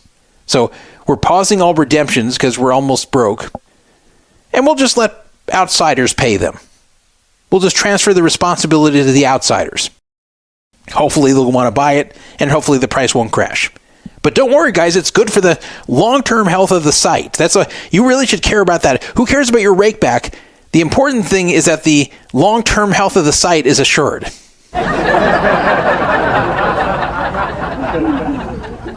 Can you imagine? I mean, this is money these people are supposed to be entitled to. Going back to the whole bank example, imagine if I go to withdraw from like Wells Fargo, and they say, sorry, we can't give you your money, because if we give you your money, then it's going to hurt the long-term health of Wells Fargo. You think I'd say, oh, okay, cool. Well, anything to make the bank stronger. No, I mean, obviously I'd be super pissed and demand my money. So throughout January 5th and parts of January 6th, this thing grew on X. Again, I'm the one who brought it out there. This was thanks to Spew Artist bringing it out on Poker Fraud Alert. Then I brought it out there on X, and then the story really blew up. In fact, it blew up so much that a lot of people didn't realize I'm the one who brought it out there in the first place. But whatever, I don't care if I get credit for that. My goal really there was to make sure that Spew Artist and others like him got paid. That's all I really wanted. I don't play on the site, so this didn't really affect me directly. But I wanted to see these players who got screwed here get paid. That was my goal, and I was hoping they'd find some way to do it, even though they seemed to be close to broke. Well, Matt Vallejo, sensing that the reputation of his site was quickly going into the toilet, decided to raise some money very quickly. I don't know how. And opened up redemptions again. This is what he wrote on the Discord. He kept trying to refer me to the Discord. Kept saying, read the Discord, because he didn't want to discuss stuff out in public on X where anyone can jump in and question him. So he just said, oh, go read the Discord. That's an easy way to not answer questions. But okay, I did. I went and read the Discord, and this is what I found there. Redemptions have been unpaused. Guys, please understand that if everyone rushes to cash out of fear or panic or whatever, we will not be able to redeem everything. Imagine posting that. Come on, guys. I know you all want to cash out, but can some of you not cash out? Because if all of you do, we won't be able to pay everyone. So can you just let other people get it instead of you? Can you imagine asking your users that? If you believe in our site, this mission, then please consider hanging in there with us as we move forward to grow this to the next level. I'm a major holder of Phenom. Rast is a major holder. We have numerous other large holders that believe this is a very good and healthy change, and over time will result in better prices, a better site, and keep us moving towards better things. We understand rakeback is very important to some and want to fulfill those requests. I appreciate everyone's patience and understanding, and we will continue to be here to have an open discourse and support our players. What they ended up doing was, at first, anyone who was making a lot of noise on X was getting paid, including spew artists. So anyone who was saying, hey, what about me? I just want my money. Then Vallejo would say, hey, DM me, we'll take care of it. And then they'd DM him, and then he would actually pay them. So spew artists actually got paid at that $1.65 rate. So good for him. And others like him got paid. But the vast majority did not. And he even said himself there, they just don't have the money to pay everybody. Now, what about this whole thing where he says that he's going to be holding the token, and so is Brian Rast, and so will other large holders? What's that about? Well, I believe that Vallejo went to the pros and said, look, guys, this isn't working anymore. You guys are redeeming too much, and you made us go broke. So we can't have you trading in your tokens you got for free for the tether, or otherwise there's not enough tether to pay the players. So you guys got to stop doing that. But at the same time, I don't expect you guys to promote the site for free. And I know the agreement I made with you guys. So for the long-term health of the site, to help the site keep growing, how about all of us agree not to redeem the tokens anymore? Which they should have done a long time ago.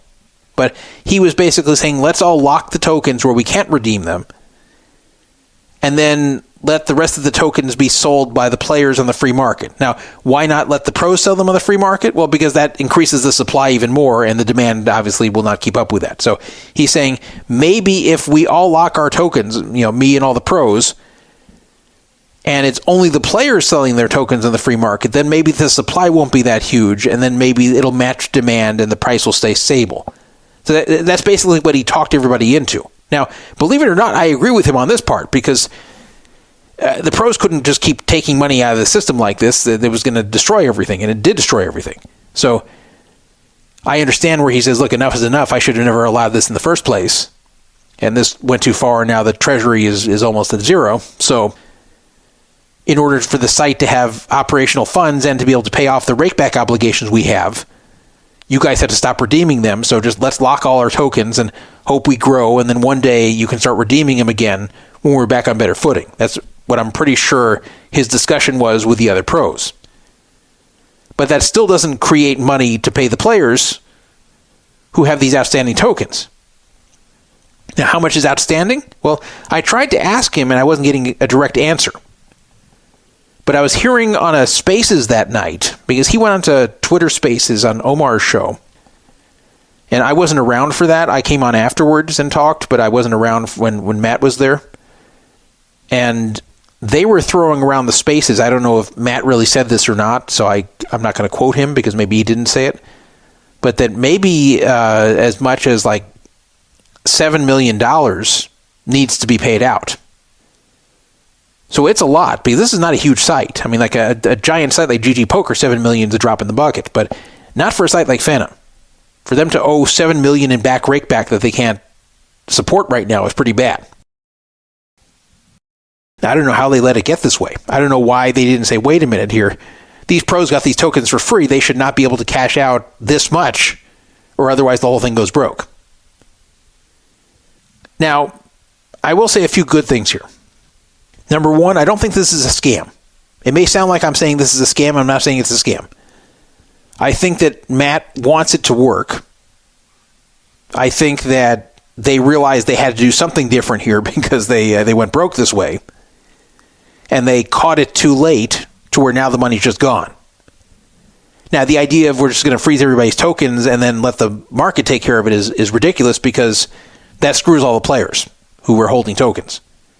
Because they were not going to keep selling it at $1.65 on the open market, and everyone knows that.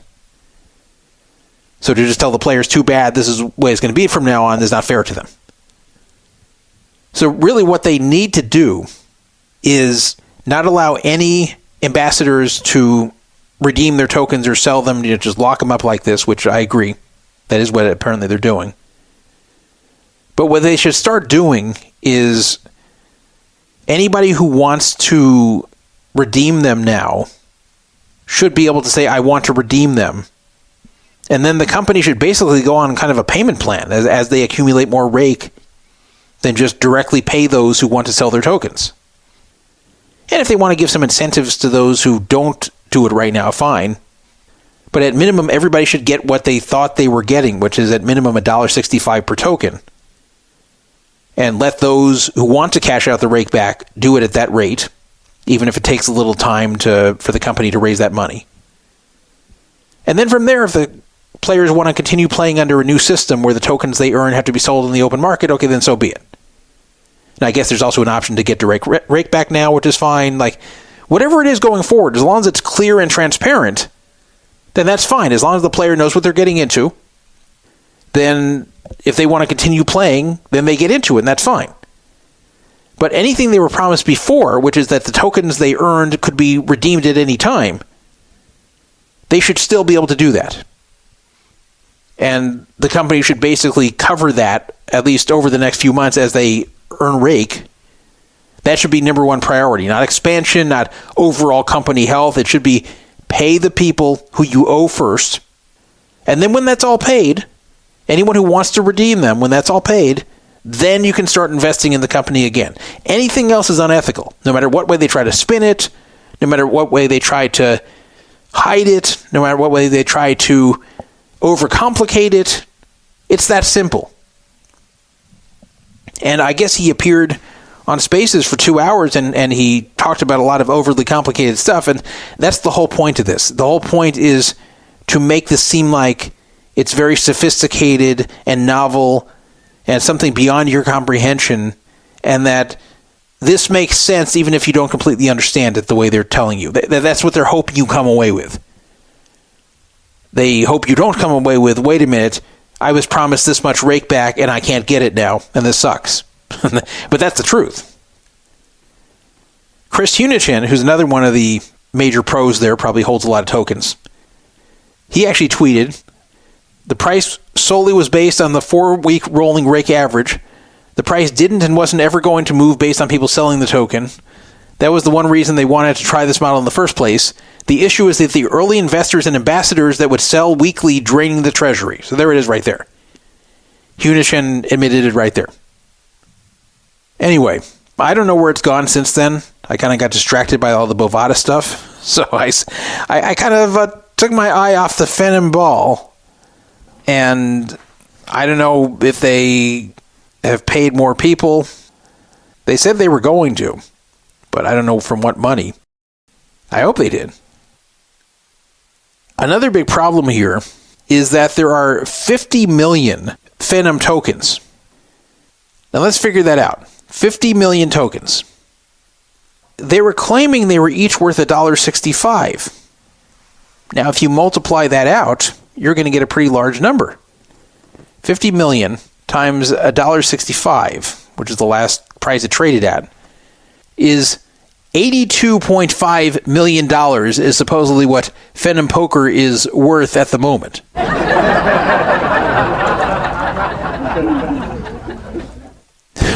You've got to be kidding me.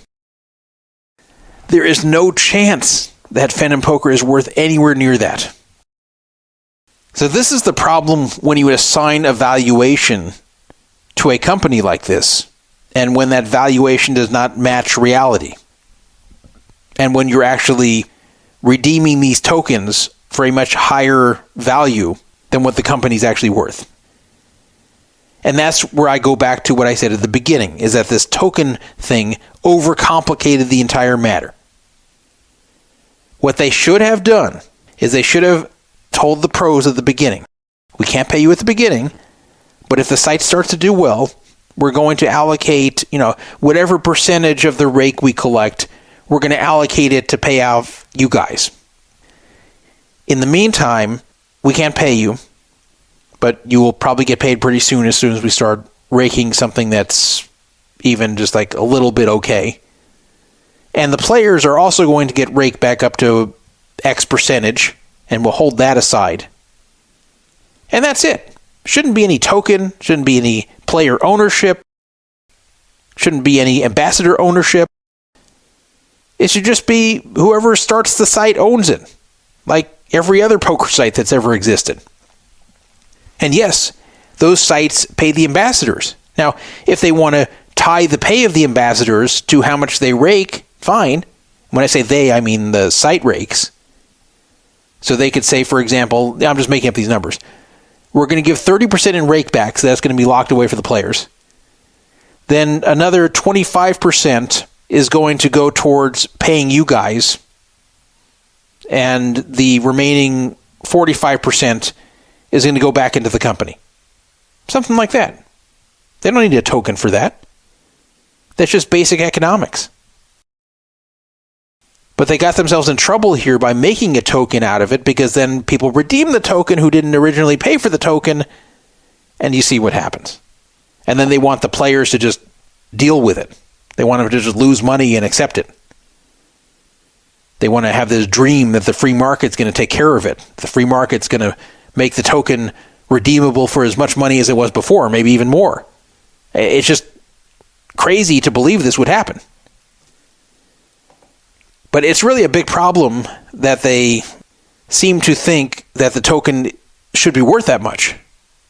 Because if there's 50 million to them, it just is not worth over $80 million or anywhere near that. If someone said, hey Todd, you could buy Phenom Poker right now for $8 million, forget 80. You could buy it for $8 million right now. Would you buy it?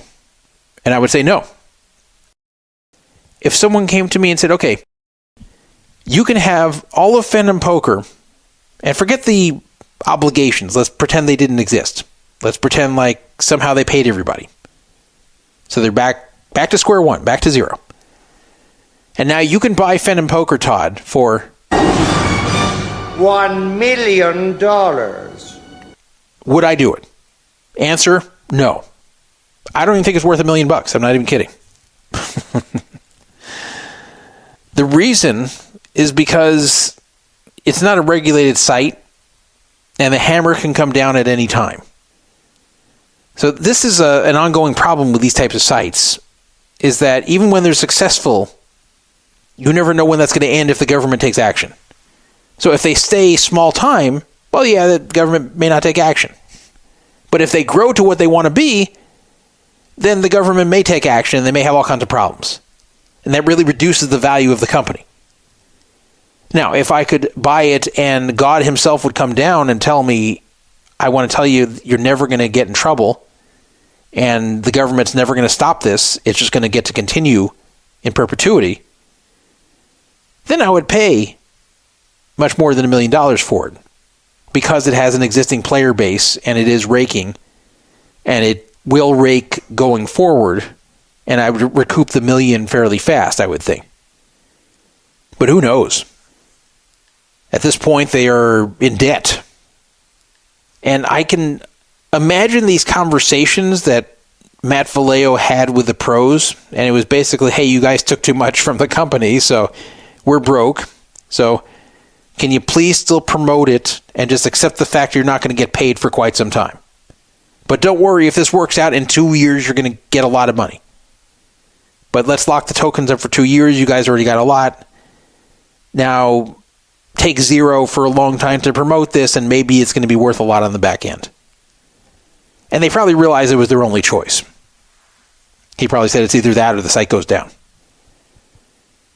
I don't think that's the word to use. He's very good at selling people on his ideas. He's very good at making these things sound innovative and unique.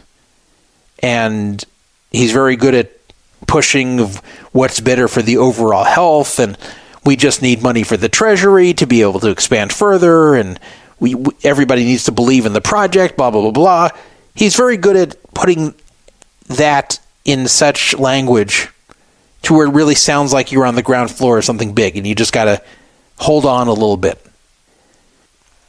So it wouldn't surprise me if he really did convince Brian Rast and others like him to go along with that. But the truth is they didn't have much of a choice because they couldn't get paid anymore. There just isn't the money for that. So here's my guess as to what happened. I know I've pretty much alluded to it already, but let me just summarize so you could better understand all this if you're a little confused. Matt Vallejo went to a bunch of name pros at the beginning, overpromised how huge Phenom would become, and said they could have X number of tokens, which would represent Y percentage of ownership, probably different for each one, which then they could also sell back at any time to get paid immediately. So very attractive to them. You see why so many jumped on it. So a lot of them signed on, and they even figured that it was scam-proof because they were controlling their own wallet.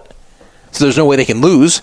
There's no way that people are going to get their bankrolls stolen because they're in control of their own wallet. So it looks like a free roll to these pros. Then once the site started raking a decent amount of money and building up money in the treasury, then the pros started cashing out their massive number of tokens that they got for free as fast as they could, basically printing free money for themselves each week. Matt Vallejo was probably aware of this. I don't think he's that stupid that he didn't notice this was happening. And he was probably aware this would lead to disaster, but he was probably afraid to tell them to stop because these pros were pushing Phenom so hard on social media, he didn't want to sap their support and enthusiasm. So he let it keep happening and figured it's just going to grow enough to overcome this. Then when it didn't, the treasury got mostly drained to where they could no longer afford to keep cashing out the tokens that the players had earned from rakeback. And then an idea was hatched to simply convert this to an open market system where the free market would provide the liquidity for these people. So, hey, we don't have to cash these players out anymore. We can just let the free market do it. But the recent backlash caused them to have to backtrack on this somewhat. So some people are getting paid, and the pros agreed to stop cashing out their tokens for at least 2 years. That is what I think happened. Finally, before I end this topic, Alec Torelli, I mentioned him a bit earlier. He's all in on this as well. At least, so he says he is. He's another one who is a site pro that presumably never had to actually invest in it. I don't know that for sure, but that's my guess. Alec Torelli is very gimmicky. He likes to come on to social media and just make a lot of very optimistic and new age sounding statements that he will lead you to the path of enlightenment and riches. A lot of people don't like him for that reason. A lot of people see him as kind of a huckster and a phony. Last time I covered him on here actually was positive, though, when some woman who worked for him claimed he was like a nightmare boss, and then it turned out he was totally fine, and she was just crazy. But I understand some of these criticisms of Torelli, and I've noticed some of these things myself. Anyway, he went on a whole long rant on X that was going on about the major updates that Phenom is doing. He posted this a little bit after the whole thing blew up. He posted this on January 8th.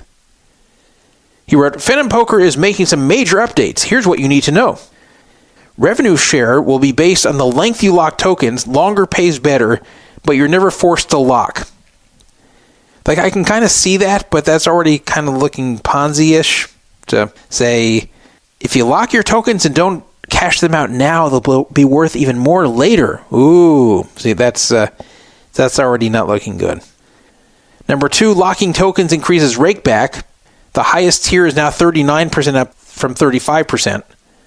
Number 3, most importantly, the Phenom token will be publicly traded. This means anyone can buy or sell the token just like a traditional stock.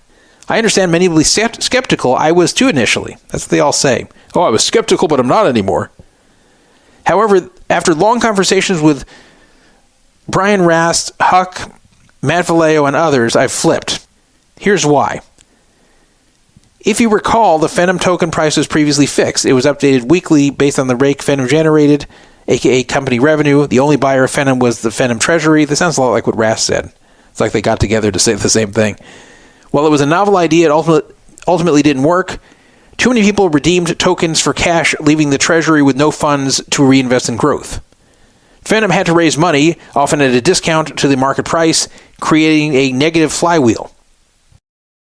As someone who has invested in many startups, I've never seen any utilize this model. One can't just sell shares back to the company during the early stages because the company needs those funds for growth. This is so stupid. This is the same flawed logic that Brian Rast used. So I'll skip a little bit ahead here. I see this as Phenom's IPO moment, akin to a stock trading on the open market for the first time. Notably, there are 2 major differences. 1, Phenom is still in its infancy. Most stocks go public after 7 to 12 years, meaning they're much larger companies. With that comes less risk, but it also comes with potentially less upside as valuations are already in the billions. 2, Phenom is utilizing blockchain instead of the traditional financial system. In my opinion, both these factors will result in more volatility. Yeah, you think? I also believe the above distinctions are where a lot of the confusion and skepticism stems from. It is true that Phenom will have an ongoing challenge of not only building a successful poker site, but educating the public on its revolutionary model. Potential investors should be comfortable with a bumpy token price. A bumpy? I don't think it's going to be bumpy. I think it's going to be a cliff. A bumpy token price would be if the price goes up, down, up, down, up, down, up, down, and you kind of going to be stressed watching it. Bitcoin kind of like that. But not this token. I think this token is going to just fall off and never come back, like many of these stupid tokens in crypto do. I have been involved with Phenom from the start and have years of experience in Web3. I've seen hundreds of token models, almost all of which have failed. Yeah, exactly.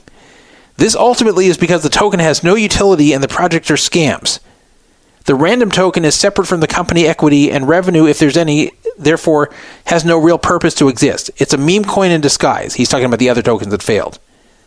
This happens not because crypto is inherently a scam, but because it's easy to use the underlying technology, blockchain, to create tokens, slap together a white paper, and sell them to the uneducated public. Key takeaway, a token is supposed to represent the underlying value behind the business. 99.9% of cryptocurrencies don't operate this way. Phenom is different. I believe a better way to conceptualize Phenom is like a stock, say Tesla. The fact that Tesla trades, sometimes violently, with a market price does not make it a scam. Nobody thinks this. Stock ownership essentially offers a claim on the underlying company's income. Phenom is a better thought of a claim on Phenom's revenue. Token holders earn a weekly share of the company profits. This has always been the case, and that will remain the same. Let me stop right here. First of all, he's doing no favors to Phenom by talking about how similar it is to the stock market, because this is making it look like an illegal security, which it probably is. That's not very smart to keep saying. But anyway, putting that aside, on the stock market, anything that's listed with the New York Stock Exchange or NASDAQ or any other stock exchange at least has that credibility. Phenom does not have that. They're basically selling their own stock, and I can't see who's going to want to buy it, especially after this whole thing, and especially because it's a fairly new site that doesn't have a ton of traffic, And I can't imagine there's a lot of people who believe this is going to be the next big thing. Also, you have to be crypto literate to play there, which is another problem. So this is never going to become like the next GG Poker. It's just not going to happen. None of the crypto sites have. So who's going to buy this? Who's going to push up the price? How's this going to be different than other cryptocurrencies? In fact, it's worse in some ways because you have people that right out the gate are going to want to sell their tokens. They've been itching to sell them, and now they're going to because they all know the price is going to crash, and they all want to get in first before it crashes further. So he goes on and explaining it. I'm not going to read the whole thing. I will read the end of it to you. He says, Phenom isn't building a better horse, it's building the first car. Oh, come on. See, I hate these little trite phrases like that. That's such an Alec Torelli thing to do. It's not endearing to read something like that. Phenom isn't building a better horse, it's building the first car. No, it's not. See, it's not doing anything that unique. Stop referring to it as the first car. It's not. He went on to write, it is doing something that to my knowledge has never been done, distributing ownership of a publicly traded company from day one. It's not publicly traded, though. That's implying it's on the stock market, which it's not. There's only one class of equity, the token. Everyone from the founders, investors, and ambassadors to the microstakes grinder all own a fraction of the same thing. They all have access to the company's revenue. No, they don't. They don't have access to anything. They couldn't vote on this recent change. The whole thing is opaque. They don't tell them what's going on. I mean, they've had access to nothing. Naturally, it'll take time for adoption of the new economy I envision to go mainstream. But in 10 plus years, 10 plus years, I'd like to bet on whether this still exists in 10 years. I don't like long-term bets, but I probably would make one with someone as whether Phenom Poker will still exist in the year 2036. But in 10 plus years, when millions of companies are tokenized, the world has moved on chain, and ownership is decentralized between customers and founders alike, Phenom will have done its part to help shape the economy of the future by being one of, if not the first, to prove the economic model of the future can not only work, but is superior. Oh my God. He's trying to say that in like 2036, that the world will have moved to have decentralized ownership all over the place. That's going to be like commonplace by then, which we've been hearing since the early 2010s, by the way, from big crypto enthusiasts. Hasn't happened. So he's saying that in 2036 or sometime around then, when the world has moved on to a lot of company ownership being decentralized and being done this way, that Phenom Poker will have done its part to be one of the first to have successfully performed this.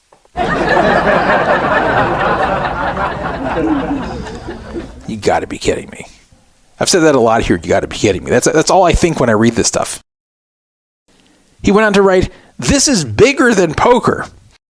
It's about building a company that demonstrates distributing ownership is fairer, more equitable, and one of the best ways to close the wealth gap. Oh my gosh. Closing the wealth gap? Guys, playing on Phenom Poker is not just a great poker site. It's a place to change the world. It's socially responsible. There will be no more wealth gap. We will all live in harmony. Everybody will have everything they desired. The entire country, maybe the world, will be at one. We will all be prosperous. We will not be wanting. We will have everything not only we ever wanted, but everything we ever desired. All thanks to Phenom Poker. All wealthy people own assets. Most own businesses. With Phenom, everyone gets a share of the pie, not just a few early investors and employees. Yeah, except the ones who aren't being paid right now. I'm going to work as hard as possible to ensure that the world I envision comes to fruition because it's the one I want to live in long enough to see. I think we need it now more than ever, and it all starts with Phenom. Oh my gosh, that's such a horrible statement. That is dripping with just such saccharine sweetness. It's just so phony. It's so pretentious. Like, see, when you guys listen to me, do I ever talk like that to you? Is that ever my demeanor? do I ever try to make such promises or claims or grandiose statements. I think you guys listen to this show because I just tell you how I see it. I tell you how stuff really is according to what I see. Maybe I'm not always right, but I tell you honestly according to what I see. What is all this? He's going to work as hard as possible to ensure the world he envisions comes to fruition because it's one he wants to live long enough to see? And it's all because of Phenom Poker? I mean, Okay, so I responded. I couldn't just read this and not respond. I said, okay, I have like 1 million comments here, but I'll stick to 5 questions for now. Number 1, since this is all about transparency, remember he talked about the access and everything. So I said, since this is all about transparency, can you be fully transparent regarding the number of player-held tokens versus the liquidity to cash them out right now? Number 2, what is the current valuation of Phenom Poker at this given time? There are 50 million tokens, so hypothetically, a token being worth $1 would be representing a $50 million valuation. What is the assumed present-day valuation of Phenom, and what is the projected valuation on 1/1/2028?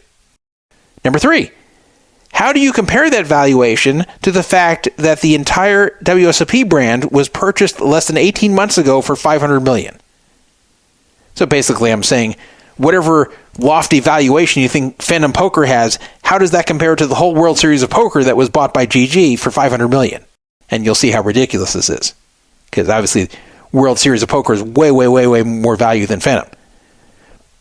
Number 4, how many project-attached tokens appreciated overall following public availability over the following 2 years? Now, I wasn't talking about Phenom here. I wasn't totally clear on that one. But what I meant was, of all these tokens out there, how many of them that are actually attached to a project like this, that you actually have ownership in the project, how many of those have ever appreciated over the next 24 months?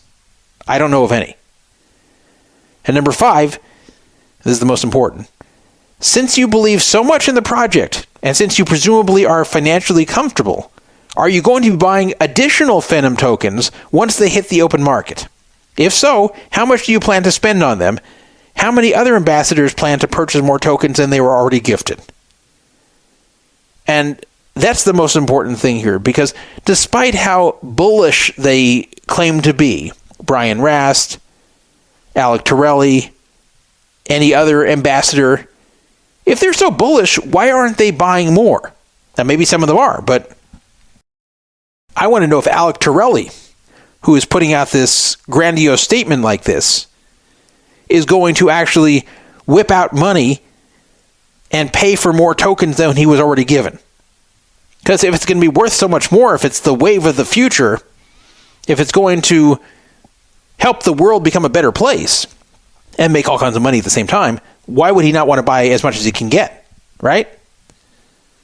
So I have a feeling that the amount that Alec Torelli is buying of those tokens beyond what was given to him is going to be 0.0. I would be very surprised if he bought any out of his own pocket. He wants you to, but I don't think he's going to. I think he's happy with what he was given, and now he just wants to see them appreciate. So it's very hard to take this advice from someone who owns a lot of these tokens and will prosper very much if this thing gets off the ground. He's not exactly a neutral observer. So how did he respond to my 5 questions? Well, he actually gave me an audio response. I will play it to you.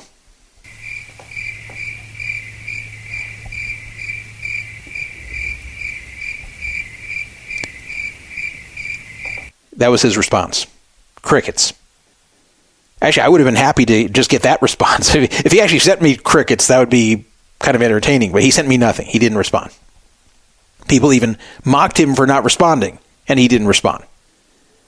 So of course he won't, because this is all a bunch of bullshit. This is all a bunch of fluff. He doesn't want to answer these direct, pointed questions. He doesn't want to admit he's probably not going to buy more than he already has. He probably does not want to address the valuation issue because it kind of destroys the whole model. Anyway, this whole thing was a mess. And while I did have concern about cheating on there, that hasn't really come to fruition. That was one of my concerns last year and in 2024. I guess the site hasn't gotten big enough to have some kind of major cheating scandal, but I haven't heard about any cheating on there, so I guess so far that's okay. But the token thing turned out to be a disaster because of the way they designed it. And this is the problem when you attach your project to these pros who are not paid up front and are told, hey, promote this, spend a lot of time promoting this, and you'll get paid for it. Then these people develop an expectation that they need to get paid, and they don't want to wait years down the line. They are now because they have no choice, but they don't want to work for nothing. They don't want to keep promoting it. Even if you promise a bunch of stuff at the beginning and they promote it, if you don't pay them eventually, they're going to lose interest. They're going to think it's a failed project. They're not going to continue promoting it. So in order to keep them interested, to keep pushing it on their social media, they need to see money coming in. And that was the problem. There was a pressure to pay them. And it was probably felt like if you don't pay them, then the marketing's gone and it's never going to get off the ground. So as I said before, it could have been done if it was done in a proper fashion and they didn't bother with this token. But they didn't, and now they're in trouble. So whether they climb out of this hole, I don't know. If they can get everybody paid, and then if they're very clear, and I mean really clear and transparent with what's happening going forward, and then people keep playing, then whatever happens, happens, as long as they keep to what they said. But short of that, this is not going to end well. All right, that's it. Got my 2 topics covered. That's all for this morning. I will cover the rest of what I wanted to talk about, which is a lot. Haven't even told you the subjects yet, but there's a lot of subjects still on my mind that I want to get out, and I want to get out fairly soon. So it's not going to be 3 weeks till the next show. We are going to have one coming up shortly, but I'm going to have this put in the archives first. It'll be a separate show, and then sometime soon after that, we're going to have another live show covering the rest of what I wanted to talk about.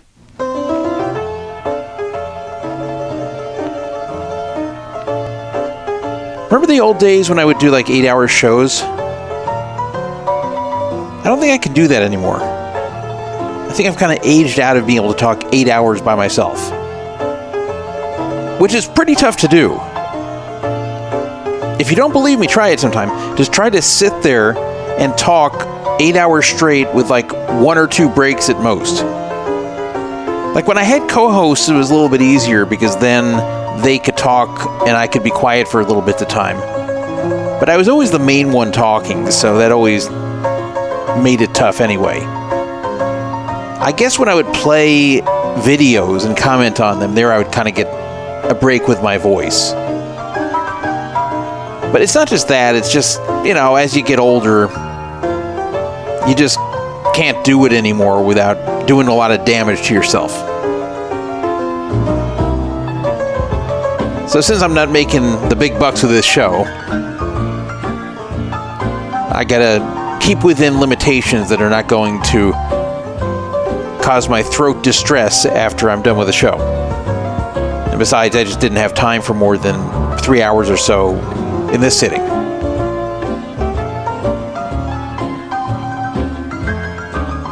But I do want to get out the other stuff that has been going on, not just these 2 topics. These are the 2 main topics, but there's a number of other topics I want to talk about.